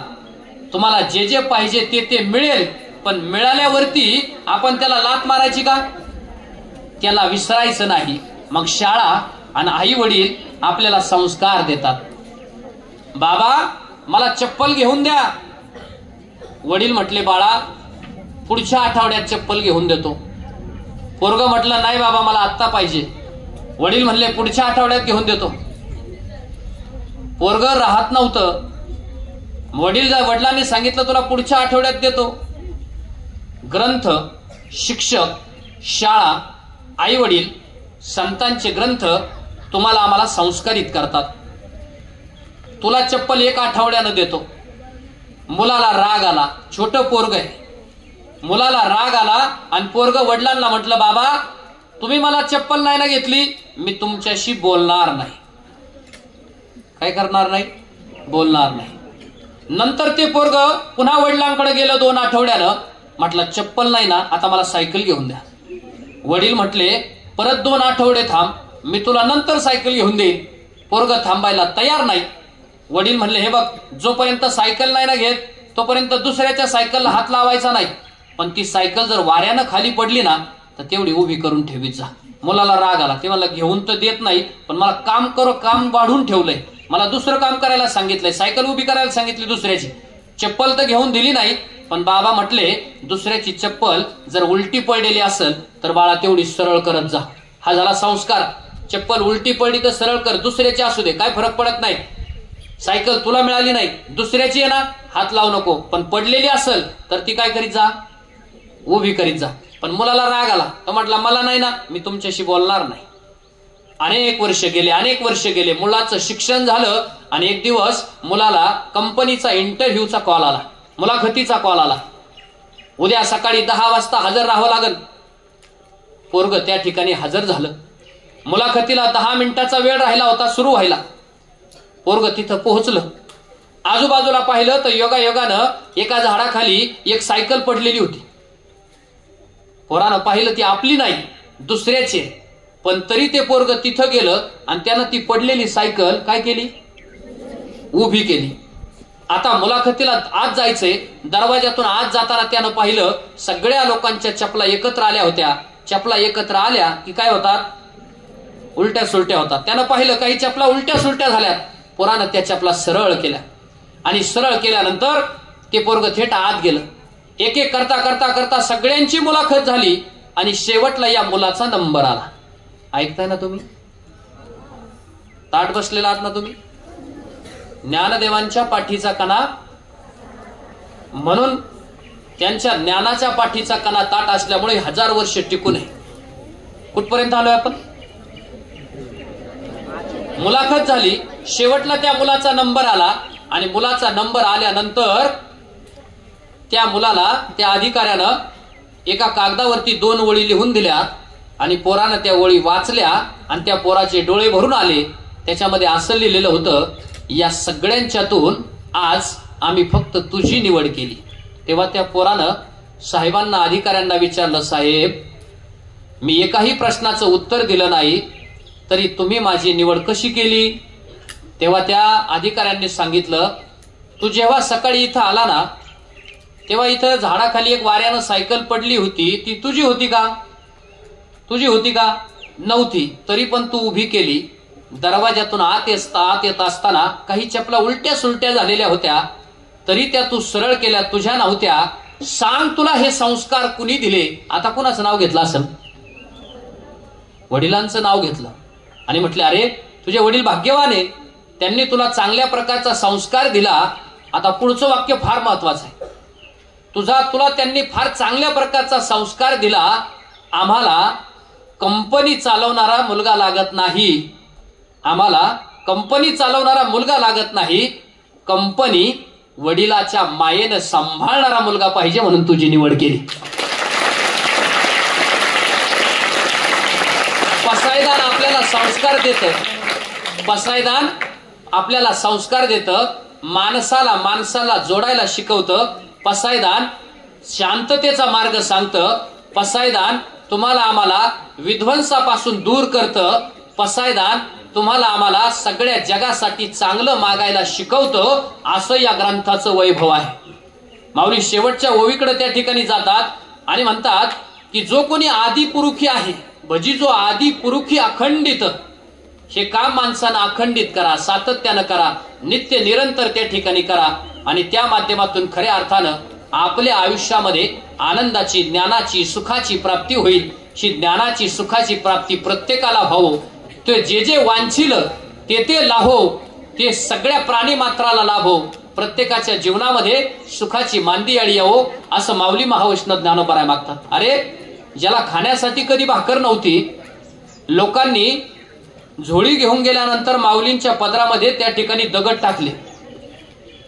झोळी घेऊन गेल्यानंतर माऊलींच्या पदरामध्ये त्या ठिकाणी दगड टाकले.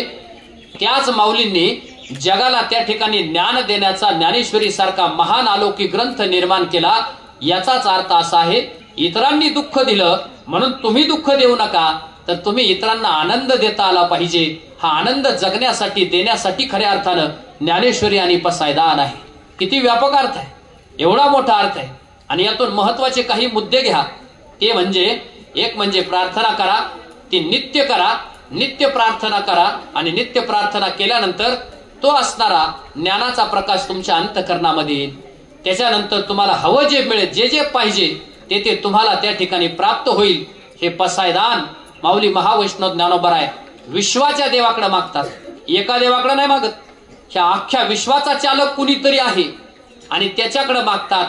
आणि म्हणून म्हणतात की देवा, यांना जे पाहिजे ते त्या ठिकाणी मिळू दे, त्यांच्या आयुष्याचं त्या ठिकाणी कल्याण होऊ दे, असं माऊली महावैष्णव ज्ञानोबराय ज्ञानेश्वरीच्या त्या पसायदानाच्या माध्यमातून म्हणतात. ज्ञानेश्वरी पूर्ण झाली आणि शेवटी माऊलींनी पसायदान सांगितलं, मागितलं. आणि मागितल्यानंतर म्हटले, या प्रत्येक माणसाच्या जीवनातला अंधकार दूर झाला पाहिजे, माणूस त्या ठिकाणी तेजोमय झाला पाहिजे. तुम्हाला आम्हाला तेजाच्या दिशेनं जायचं, तुम्हाला आम्हाला सूर्याच्या दिशेनं जायचं, तुम्हाला आम्हाला प्रकाशाच्या दिशेनं जायचंय, तुम्हाला आम्हाला आयुष्यामध्ये खूप काहीतरी करायचंय. मायपित्यांचे स्वप्न तुम्हाला पूर्ण करायचे आणि ते करण्यासाठी तुम्हाला पसायदान गरजेचं आहे. हे पसायदान तुमच्या आयुष्याला आधार दिल्याशिवाय राहणार नाही. आणि म्हणून या शाळेनं हा असणारा माऊलींच्या सप्तशतकोत्तर जन्म सोहळ्याच्या निमित्तानं हा खऱ्या अर्थानं उपक्रम त्या ठिकाणी राबवला. खरं तर तुमची शाळा असं म्हणतात दिवे 2 असतात परंतु प्रकाश 1 असतो. शाळा अनेक असतात पण पारनेर पब्लिक स्कूल मात्र एखादंच असतं जे विद्यार्थ्यांना त्या ठिकाणी घडवण्याचं काम करतं. जे तुमच्या व्यक्तिमत्वाच्या विकासाला काय गरजेचं आहे, विज्ञानाबरोबर अध्यात्माची किती गरज आहे हे तुमच्यापर्यंत पोहोचवण्याचं काम या बालवयामध्ये करतं. कारण काठी एकदा कडक झाली का ती मोडते पण वाकत नाही. आणि जोपर्यंत ही काठी ओली आहे ना तोपर्यंत त्याच्यावरती हा संस्कार त्या ठिकाणी दिला पाहिजे आणि तो संस्कार तुमच्यापर्यंत त्या ठिकाणी पोहोचला पाहिजे. त्याच्यासाठी हा सगळा केलेला अट्टाहास आहे. त्या माध्यमातूनच खऱ्या अर्थानं माऊलींनी ह्या 9 ओळींचं हे जे पसायदान होतं, या पसायदानाच्या माध्यमातून तुम्हाला आम्हाला मार्तंड जे तापहीन, तुम्ही सूर्यासारखे व्हा पण आपल्या प्रखरतेचा त्रास इतरांना होता कामा नये एवढं प्रत्येकानं त्या ठिकाणी केलं पाहिजे. आणि त्यासाठी प्रत्येक जीवानं सहानुभूती, माणुसकी ही माणसानं माणसासाठी जपली पाहिजे. सहानुभूती जपा, माणुसकी जपा आणि माणुसकी जपता जपता तुमचं हे विद्यार्थी पण त्या ठिकाणी उद्याच्या काळामध्ये सुजाण नागरिकत्वाच्या दिशेनं पुढे जाईल. आणि मग त्या ठिकाणी खऱ्या अर्थानं अमृताचे सोहळे या देशाला आणि या भारताला त्या ठिकाणी पाहायला मिळतील. आपला उपयोग जगाच्या हितासाठी होईल, या विश्वाच्या कल्याणासाठी होईल, विश्व शांतीसाठी होईल. मग युद्ध संपून जातील, मग महायुद्ध होणार नाही. 1914ला महायुद्ध झालं, 1939ला दुसरं महायुद्ध झालं. अशी महायुद्ध त्या ठिकाणी होणार नाहीत. आणि एक बारकाईनं तुम्ही विचार करा, पहिलं महायुद्ध झालं ते सुद्धा युरोपच्या धर्तीवरती आणि दुसरं महायुद्ध सुद्धा युरोपच्या धर्तीवरती झालं. पण माझ्या महाराष्ट्रामध्ये कधीही या ठिकाणी युद्ध झालं नाही. त्याचं कारण महाराष्ट्र ही संतांची भूमी आहे म्हणून इथं युद्ध कधी झाले नाही.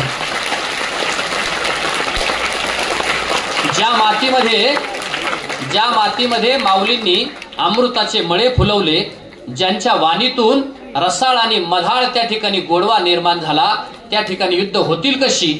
मग ज्या भूमीमध्ये संत जन्मले तिथं युद्ध होणार नाही. तसं ज्यांनी संतांचे वचन अंतकरणामध्ये ठेवले त्यांच्या मनामध्ये कधी युद्ध होणार नाहीत. म्हणून मनातलं युद्ध संपवलं पाहिजे आणि सेवा केली पाहिजे. सेवा करा प्राणी मात्राची. शेवटच्या प्रसंगाकडे आपण आता वळतोय. माऊली महावैष्णव ज्ञानोबा म्हणतात, आणि ग्रंथोपजीविये विशेष लोकिये. या ग्रंथाच्या माध्यमातून लोकांना विशेषत्वाची प्राप्ती व्हावी आणि त्यांच्या जीवनामध्ये आनंद सोहळा प्राप्त व्हावा. मग मला सांगा, गंजून जाणं चांगलं का झिजून जाणं चांगलं? बघा, गंज लागल्यावरती लोखंडाची किंमत कमी होते, पण चंदन जर झिजलं तर चंदनाची किंमत कमी होते का वाढते? मग झिजणं चांगलं की गंजणं चांगलं? झिजणं. मग आपण झिजता अभ्यासासाठी झिजा, माय पित्यांसाठी झिजा, समाजासाठी झिजा, हे माऊलींना अपेक्षित आहे.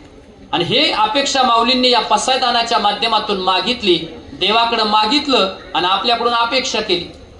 हे देवा यांना हे देऊन टाक. आणि हे पसायदान ज्यांना मिळालं त्यांनी खऱ्या अर्थानं ते आयुष्यामध्ये जगावं आणि त्या माध्यमातून इतरांसाठी काहीतरी आपण जीवनामध्ये करता आलं पाहिजे. हाच मार्ग खऱ्या अर्थानं साधू संतांनी तुम्हाला आम्हाला दाखवला. मार्ग दावून गेले आधी दयानिधी संत तेनेची पंथे चालो जाता, न पडे गुंता कोठे काही. माऊलींचं पसायदान शिवाजी महाराजांनी वाचलं. माऊलींचं पसायदान शिवाजी महाराजांनी त्या ठिकाणी वाचलं. कारण शिवाजी महाराजांचा जन्म 1630चा, माऊलींचा जन्म 1275चा. याचा अर्थ जेवढे जेवढे महापुरुष या देशामध्ये झाले, या महाराष्ट्रामध्ये झाले, या सगळ्यांनी ज्ञानेश्वरी वाचली. अनेक प्रमाण आहे, वाचावी ज्ञानेश्वरी, डोळा पहावी पंढरी. आयुष्यामध्ये एकदा तरी एक ज्ञानेश्वरी वाचावी आणि ते नाही जमलं तर नामा म्हणे ग्रंथ श्रेष्ठ ज्ञानदेवी, एक तरी ओवी अनुभवावी. किती ओव्या सांगितल्या?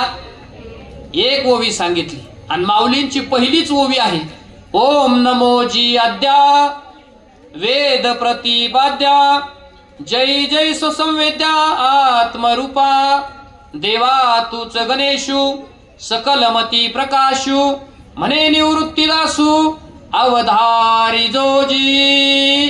आज तुम्ही पाहिलं तर महाराज म्हणतात की या विश्वाला खऱ्या अर्थानं शांततेची आणि समानतेची गरज आहे. आता इकडं मुलींची संख्या पाहिली, मुलांची संख्या पाहिली, तिथं समानता आहे. माऊलींना समानता अपेक्षित आहे, पण समाजामध्ये समानता आहे का? मुलींची संख्या कमी होत चालली, मुलांची संख्या वाढत चालली, हे समाजाचं शासन आहे. बरोबर. पंजाबमध्ये लहान मुलगी जन्माला आली तर तिच्या नरडीचा घोट घेतला जातो. राजस्थानमध्ये मुलगी जन्माला आली तर उकळलेल्या दुधाला दुधाच्या पातेल्यात बुडून मारलं जातं. ओरिसामध्ये मुलगी जन्माला आली तर त्या ठिकाणी तिला तापलेल्या वाळूमध्ये खड्डा घेऊन गाडलं जातं. नारी को मत मारो, नारी है नर रत्नों की खान, जिसके कोख से पैदा हुए राम कृष्ण और हनुमान, जिच्या उदरातून जन्म घेतात. समानता, समानता पाहिजे. आज इथं पाहिले तर मुलींची संख्या मुलांच्या संख्येच्या प्रमाणामध्ये आहे. मुलं मुली आज सगळ्या क्षेत्रामध्ये आहेत, पण तसं पाहिलं तर मुली सगळ्या क्षेत्रामध्ये आज पुढे चालल्यात. तुम्ही इथं संख्येने जादा आहे. भांड्याच्या जाहिरातीत पण मुली आहेत, शँडलच्या जाहिरातीत पण मुली आहेत, कपड्याच्या जाहिरातीत पण मुली आहेत. ती एक कोलगेटची जाहिरात लागते, क्या आपके टूथपेस्ट में नमक है, सांगणाऱ्या मुली आहेत. आणि आपण फक्त दोनच जाहिरातीत आहे, सिमेंट आणि चुना. पण घाबरायचं नसतंय. चुन्याचा शब्द जर कधी उलटा लिहिला ना, काय होतो? नाचू होतो. चुन्याचा शब्द उलटा लिहिला तर कधीतरी नाचू होतो. आणि आमच्या संतांनी सांगितलं, नाचू कीर्तनाचे रंगी, ज्ञान दीप लावू जगी, असा इतिहास आहे. माऊलींना समता अपेक्षित आहे. माऊलींना विषमता चालत नाही. माऊली पसायदानातून समता मागतात. हे देवा, कुणाच्या वाट्याला दुःख नको, कुणी त्या ठिकाणी विषम पद्धतीने जगू नये, तर तो समानतेने जगावा. पसायदानाचा किती व्यापक अर्थ आहे. म्हणून ही 9 अव्यांचं पसायदान नित्यक्रमानं दररोज त्या ठिकाणी आपण आपल्या आयुष्यामध्ये त्या ठिकाणी एकदा का होईना म्हणावं. घरी असावं तिथं म्हणावं, नाहीतर आपल्या शाळेमध्ये असल्यावरती त्या ठिकाणी म्हणावं, जेणेकरून या पसायदानाची प्रार्थना तुमच्या आमच्या अंतकरणापासून जगाच्या अंतकरणापर्यंत जाईल, लोकांच्या सुखासाठी जाईल. म्हणून इतरांच्या आनंदाच्या प्रसंगाला तुम्ही आम्ही खऱ्या अर्थानं या पसायदानाची त्या ठिकाणी प्रार्थना घेत असतो, दुःखाच्या प्रसंगाला घेत असतो. आणि म्हणून या संत वाणीच्या माध्यमातून आज खऱ्या अर्थानं माऊलींना खऱ्या अर्थानं समाधान वाटलं असेल की 750 वर्षानंतर सुद्धा मी लिहिलेलं पसायदान माझ्यासारख्या असणाऱ्या वयांच्या पोरांच्या, मुलांच्या, मुलींच्या ओठातून बाहेर यावं. हा माऊलींच्या कल्पनेचा आणि माऊलींच्या पसायदानाचा विजय आहे.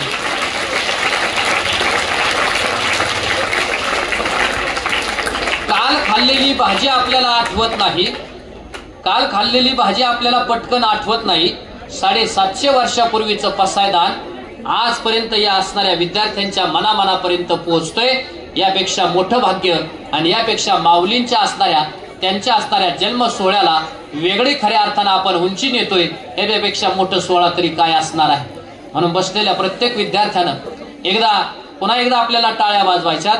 ज्ञानोबा माऊली तुकाराम, ज्ञानोबा माऊली तुकाराम.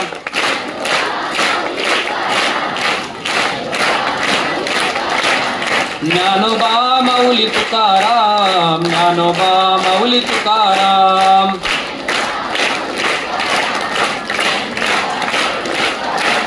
ज्ञानोबा माऊली तुकाराम, ज्ञानोबा माऊली तुकाराम.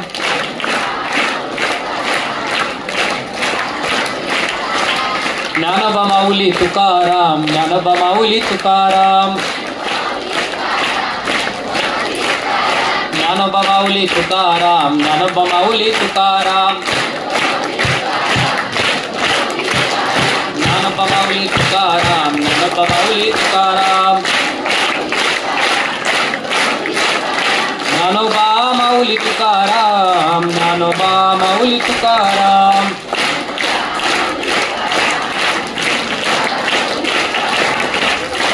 ज्ञानदेवांच्या भाषेनुसार फक्त 5 मिनिट राहिलीत, 12ला बरोबर आपण कार्यक्रमाची सांगता करणार आहे. ज्ञानोबांच्या भाषेनुसार तुम्ही मायपित्यांच्या संस्कारात राहा, त्यांची सेवा करा, मरेपर्यंत त्यांना कधी अंतर देऊ नका. त्यांना अंतर दिलं तर तुम्ही पसायदानापासून, ज्ञानोबाच्या विचारापासून दूर जाल. म्हणून पसायदान तुम्हाला आम्हाला आईवडिलांची सेवा करायला सांगतं. पसायदान तुम्हाला समाजाची सेवा करायला सांगतं. पसायदान तुम्हाला ज्ञान ग्रहण करायला सांगतं. पसायदान जे हवं ते या जगामध्ये मागायला शिकवतं. आणि पसायदान वाईटाची संगतीपासून तुम्हाला आम्हाला दूर करतं आणि सज्जनाची संगत तुम्हाला आम्हाला करायला लावतं. मग वाईटाची संगत सोडा आणि खऱ्या अर्थानं माय पित्यांची सेवा करा. माय पिता लेकरांसाठी काय करतात? बाळा, माझ्या आयुष्याला जे दुःख आलं ना ते तुझ्या आयुष्याला येता कामा नये. मग तू आयुष्यभर चांगलं शिकत राहिला पाहिजे. मग त्याच्यासाठी एका माऊलीनं आपल्या पोराच्या शिक्षणासाठी खूप काही त्या ठिकाणी प्रयत्न केले. पोराला शाळेमध्ये टाकलं. पोरग हळूहळू मोठं झालं. पोरं मोठे झाल्यानंतर त्या ठिकाणी त्या पोराला मोठी नोकरी लागली आणि नोकरी लागल्यानंतर पोरग दूर त्या ठिकाणी निघून गेलं. आई म्हटली, बाळा चिंता करण्याची गरज नाही, माझे संस्कार कायम तुझ्या बरोबर येतील. पण आज बघा, कलियुगामध्ये तुमचं आमचं जीवन धक्काधक्कीच्या जीवनातून चाललंय. माणूस बदलायला वेळ लागत नाही. म्हणून माणसाचा काळ, माणसाची वेळ, माणसाचा स्वभाव आणि माणसाची संगत बदलते. पोरग नोकरीला निघून गेलं पण आई पोराला फोन करायची, बाळा कामावरती जा, वेळेवरती जात जा, काळजी घेत जा, गाडी जपून चालवीत जा. असं करत करत आई पोराला फोन करायची. एक दिवस पोरानं तिकडूनच फोन केला, आई सारखा फोन करत जाऊ नको, फोन ठेवून दे, फोन परत त्या ठिकाणी मला फोन करू नको, असं पोरानं आईला सांगितलं. आईच्या डोळ्यामध्ये पाणी आलं. अरे, ज्याला मी संस्कार दिले, ज्याला लहानचं मोठं केलं, तो आज संस्काराच्या पलीकडे गेलाय. तो आईला सांगतोय फोन करू नको, फोन ठेवून दे. आणि मग आई विचार करू लागली. विचार करता करता करता करता तिच्या डोळ्यातून अश्रूच्या धारा ओघळल्या. आणि अश्रूच्या धारा ओघळल्यानंतर आईच्या मनावरती परिणाम झाला. एक दिवस ती घराला कुलूप लावलं आणि कुठं निघून गेली कुणालाच माहिती नाही. संस्कार काळाची गरज का आहे? अध्यात्म कशासाठी गरजेचं आहे ते सांगतो. का पसायदानाची गरज आहे जगाला? आज समाज बिघडत चाललाय. समाज मायपित्यांपासून दूर चाललाय. समाज आपल्या तत्वापासून दूर चाललाय. जगामध्ये अशांतता निर्माण झाली आणि ही शांतता निर्माण करण्यासाठी ज्ञानदेव तुम्हाला आम्हाला पसायदानाकडे घेऊन जातात. देवाकडे मागतात, देवा यांना शांतता, यांना जीवनामध्ये सुख मिळू दे, यांचं कल्याण होऊ दे आणि यांना काय हवं नको ते सगळं मिळू दे, एवढं माऊली त्या ठिकाणी मागतात. आई पोरासाठी मागते ना, पण पोरानं सांगितलं फोन करू नको, फोन ठेवून दे. आणि त्या दिवसापासून त्या आईनं कधीच त्या फोनला हात लावला नाही. कधी परत त्या माऊलीनं फोन केला नाही. 5-10 वर्ष तसेच निघून गेले. 5-10 वर्ष त्या ठिकाणी निघून गेले आणि ते कर्म जे आहे ते कर्म परत फिरून आलं. पृथ्वी चौकोनी आहे का गोल आहे? एका बिंदूपासून सुरुवात केली तर तुम्ही कितीही फिरत फिरत फिरत फिरत कितीही दूर गेले तरी पुन्हा कोणत्या जागेवरती याल? त्याच बिंदूवरती याल. म्हणजे आपण कुठेही गेलो ना परत त्याच जागेवरती येणार आहोत.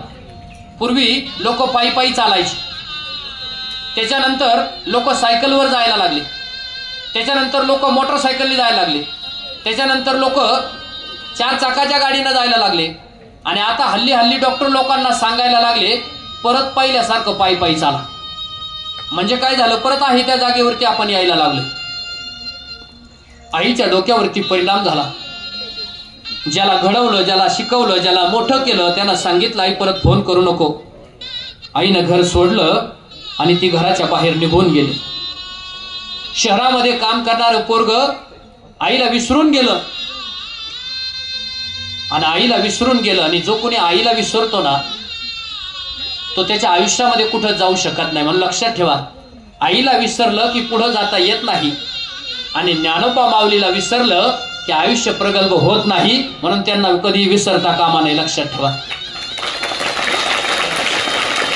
बघा, ज्याची आई गेली होती ना त्यानं आईची आठवण म्हणून या ज्ञानेश्वरीचं नाव ज्ञानेश्वरी ठेवलंय. हे श्री तत्वातलं नाव आहे ज्ञानेश्वरी. ज्ञानेश्वरी हे स्त्री तत्वातलं नाव आहे. माऊलींनी दुसरे नाव ठेवलं असतं, एखाद्या वडिलाचं नाव ठेवलं असतं, पण त्याने माऊलींचं त्या ठिकाणी नाव ठेवलं. माऊलीला सुद्धा आईच म्हणतात ना. माऊली म्हणजे कोण? माऊलींनाच ज्ञानदेव म्हणतात. ज्ञानराज माऊली, माऊली म्हणजे आई आहे. ही विश्वाची माऊली आहे, ही विश्वाची जननी आहे. आणि ह्या विश्वाच्या माऊलीनं स्वतः निराधार असताना, ज्याला माय पिता नाहीत, त्या माऊलीनं जगाची सावली व्हावं. माऊली सावली झाली. शी आई निघून गेली, घराला कुलूप लावलं, दूर निघून गेली. आणि एक दिवस ते पोरग गावाकडे आलं. गावाकडे आल्यानंतर पाहिलं घराला कुलूप लागले.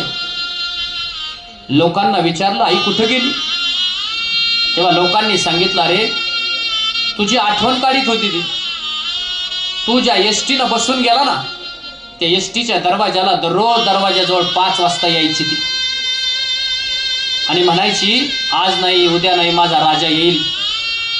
कंडक्टरनं सांगितलं आजी तो येणार नाही, तू कशाला दररोज त्या ठिकाणी त्याची वाट पाहण्यासाठी येते. ती माऊली दूर निघून गेली. कुठं निघून गेली काही माहित नाही. पोराला वाईट वाटलं, पोरगा आजारी पडलं, दवाखान्यामध्ये गेलं. आणि दवाखान्यामध्ये गेल्यानंतर डॉक्टरांनी सांगितलं काही रक्कम भरावं लागेल. दवाखान्यामध्ये गेल्यानंतर काही रक्कम भरावं लागेल. मग डॉक्टरांकडं त्या पोरानं सांगितलं डॉक्टर साहेब माझ्याकडे आता काय राहिलं नाही, सगळं होतं नव्हतं संगतीनं गेलं, आता माझ्यावरती उपकार करा, उपचार करा. डॉक्टर म्हणले उद्या या, उद्या काहीतरी रक्कम भरा. दुसऱ्या दिवशी गेलं आणि डॉक्टरांना भेटल्यानंतर डॉक्टरांना सांगितलं डॉक्टर साहेब काही भेटलं नाही, काही करू शकलो नाही, काही रक्कम मिळाली नाही, तुम्ही काय करा माझं ऑपरेशन करा. रडू लागला बिचारा. आणि रडता रडता डॉक्टरांनी त्याला सांगितलं चिंता करू नको, आज सकाळीच एक माऊली एक आई हातामध्ये मळालेली प्लास्टिकची पिशवी घेऊन इथं आली होती. तिनं नाव विचारलं, नाव सांगितलं नाही, गाव विचारलं, गाव सांगितलं नाही, कुठून आलं काही सांगितलं नाही, पण तिच्या हातामध्ये मळालेली प्लास्टिकची पिशवी होती.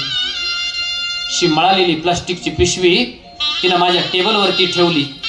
मी माझ्या हाताने सगळी रक्कम मोजली, पूर्ण रक्कम भरली आणि विचारलं आजी हे कशासाठी?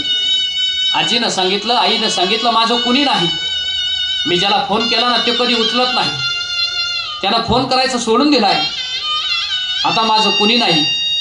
म्हणून त्या ठिकाणी ती रक्कम ठेवून ती माता दवाखान्याच्या बाहेर पडली.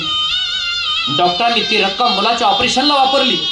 मुलाचं ऑपरेशन झालं, हाताला सलाईनाच्या नळ्या तशाच. आणि पोरग डॉक्टरांना विचारू लागलं डॉक्टर साहेब ज्यांनी मला वाचवलं ना मला त्याला एकदा भेटायचं आहे. तेव्हा डॉक्टरांनी सांगितलं ती म्हातारी आजी ना सकाळपासून दवाखान्याच्या पायरीवरती झोपलेली, जा जाऊन भेट. पोरग पळत गेलं. कोण आहे म्हणून विचारपूस केली. चेहरा खालच्या बाजूने होता, चेहरा खालच्या बाजूने होता. 5 मिनिटं बोलत होता, 10 मिनिट बोलत होता, 15 मिनिट बोलत होता. पण त्याच्या असं लक्षात आलं की हालचाल काही जाणवत नाही. मग त्यानं काय केलं, जवळ गेला आणि खालच्या बाजूने असणारा तो चेहरा उचलला आणि वरच्या बाजूने केला आणि पाहतो तो काय दुसरं तिसरं कुणी नव्हतं, जन्मजाती माय होती. आईचा चेहरा पाहिल्याबरोबर त्या ठिकाणी हाक मारली, आरोळी ठोकली. आई उठ ना म्हणून आईला उठवण्याचा प्रयत्न केला. पण खरं सांगू का, पोराचं ऑपरेशन जेव्हा चालू होतं ना, आई तेव्हाच वैकुंठाला गेलेली होती. वेळ संपून गेलेला होता. आई वैकुंठाला गेलेली होती, दूर निघून गेली होती. सगळे काही रडत होते. आई गेली होती तर एक कुटुंब रडलं, पण माऊली गेली ना तेव्हा इंद्रायणी रडली.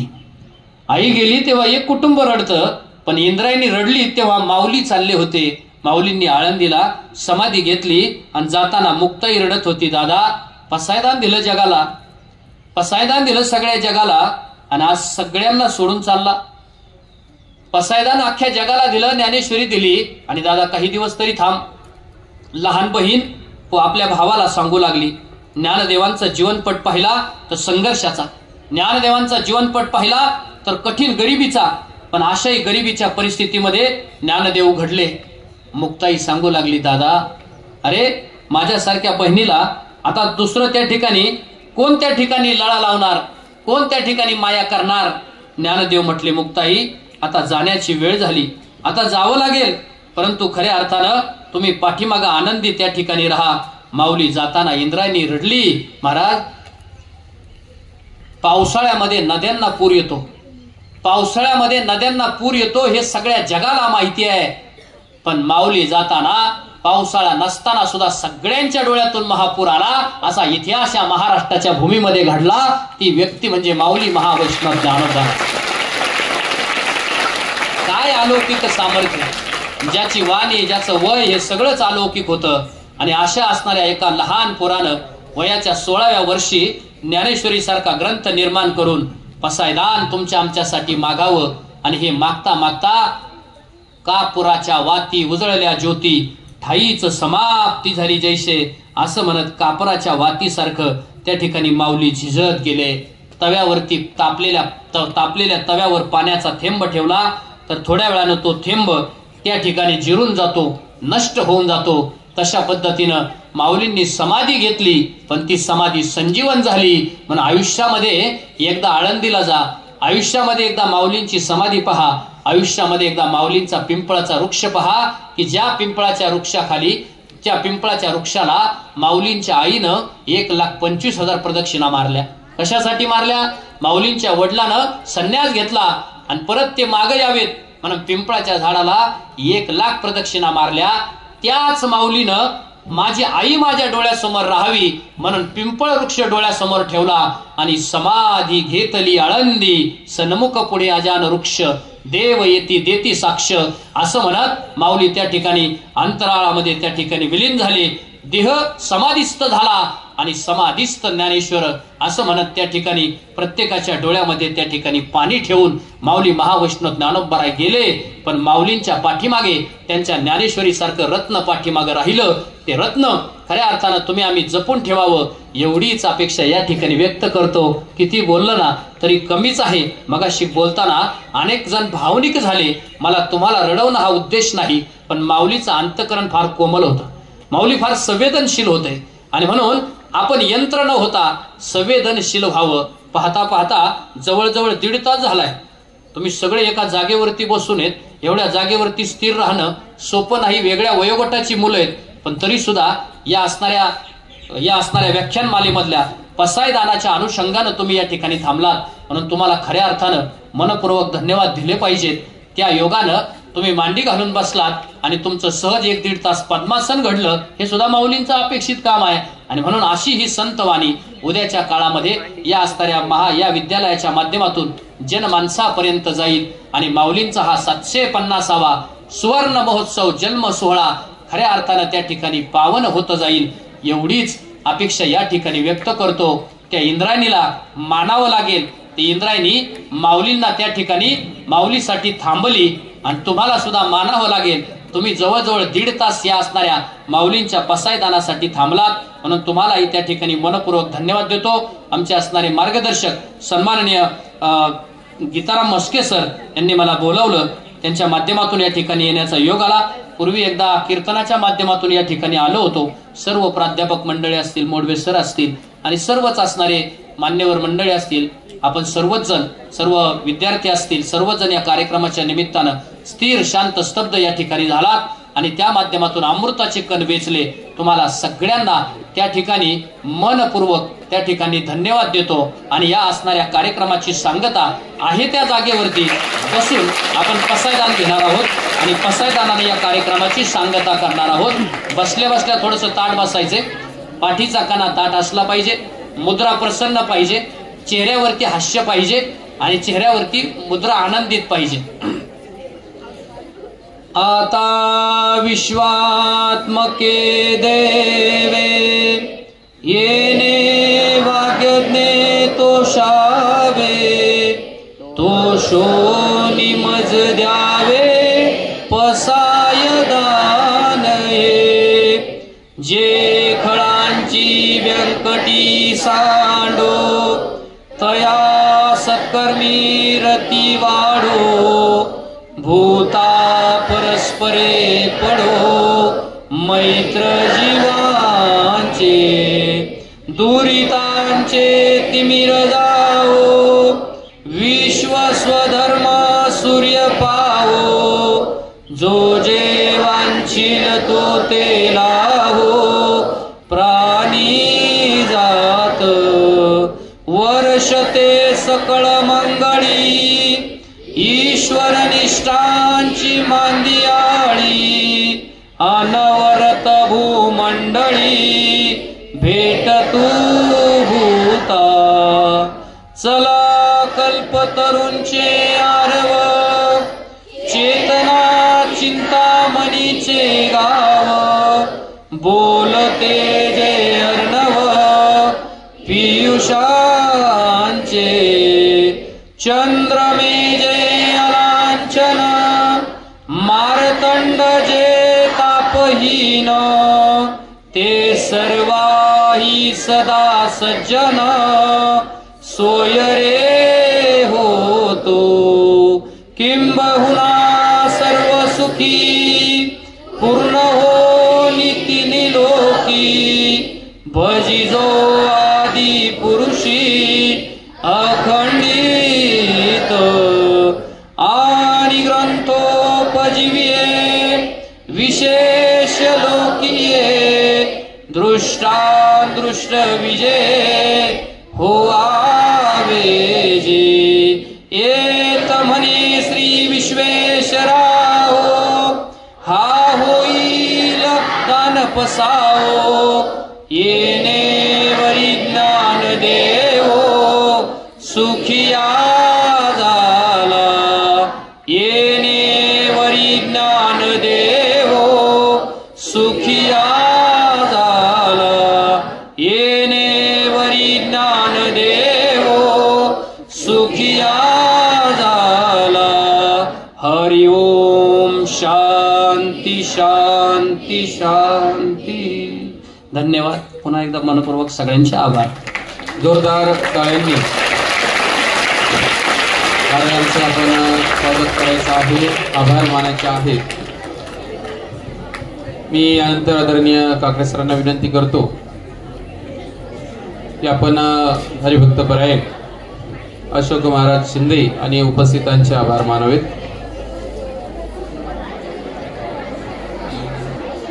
या सत्रांतर्गत आज पहिलंच पुष्प हरिभक्त परायण अशोक महाराज शिंदे यांनी संत ज्ञानोबांची असणारी 750वी ही जयंती या निमित्त आपल्या विद्यालयामध्ये येऊन पसायदान ज्ञानोबांनी का दिलं ते देण्यापाठीमागं ज्ञानोबांचा नेमका उद्देश काय होता अतिशय सुंदर अशा आपल्या शब्दांमधून सांगण्याचा प्रयत्न केला आणि म्हणून मी महाराजांचं आपल्या विद्यालयाचे प्राचार्य आदरणीय गीतारामजी म्हस्के सर यांच्या वतीनं आभार मानतो आणि खरोखर कालपासून आपल्या विद्यालयामध्ये आपल्याला प्रेरणा देणारा जो कार्यक्रम आहे तो सरांच्या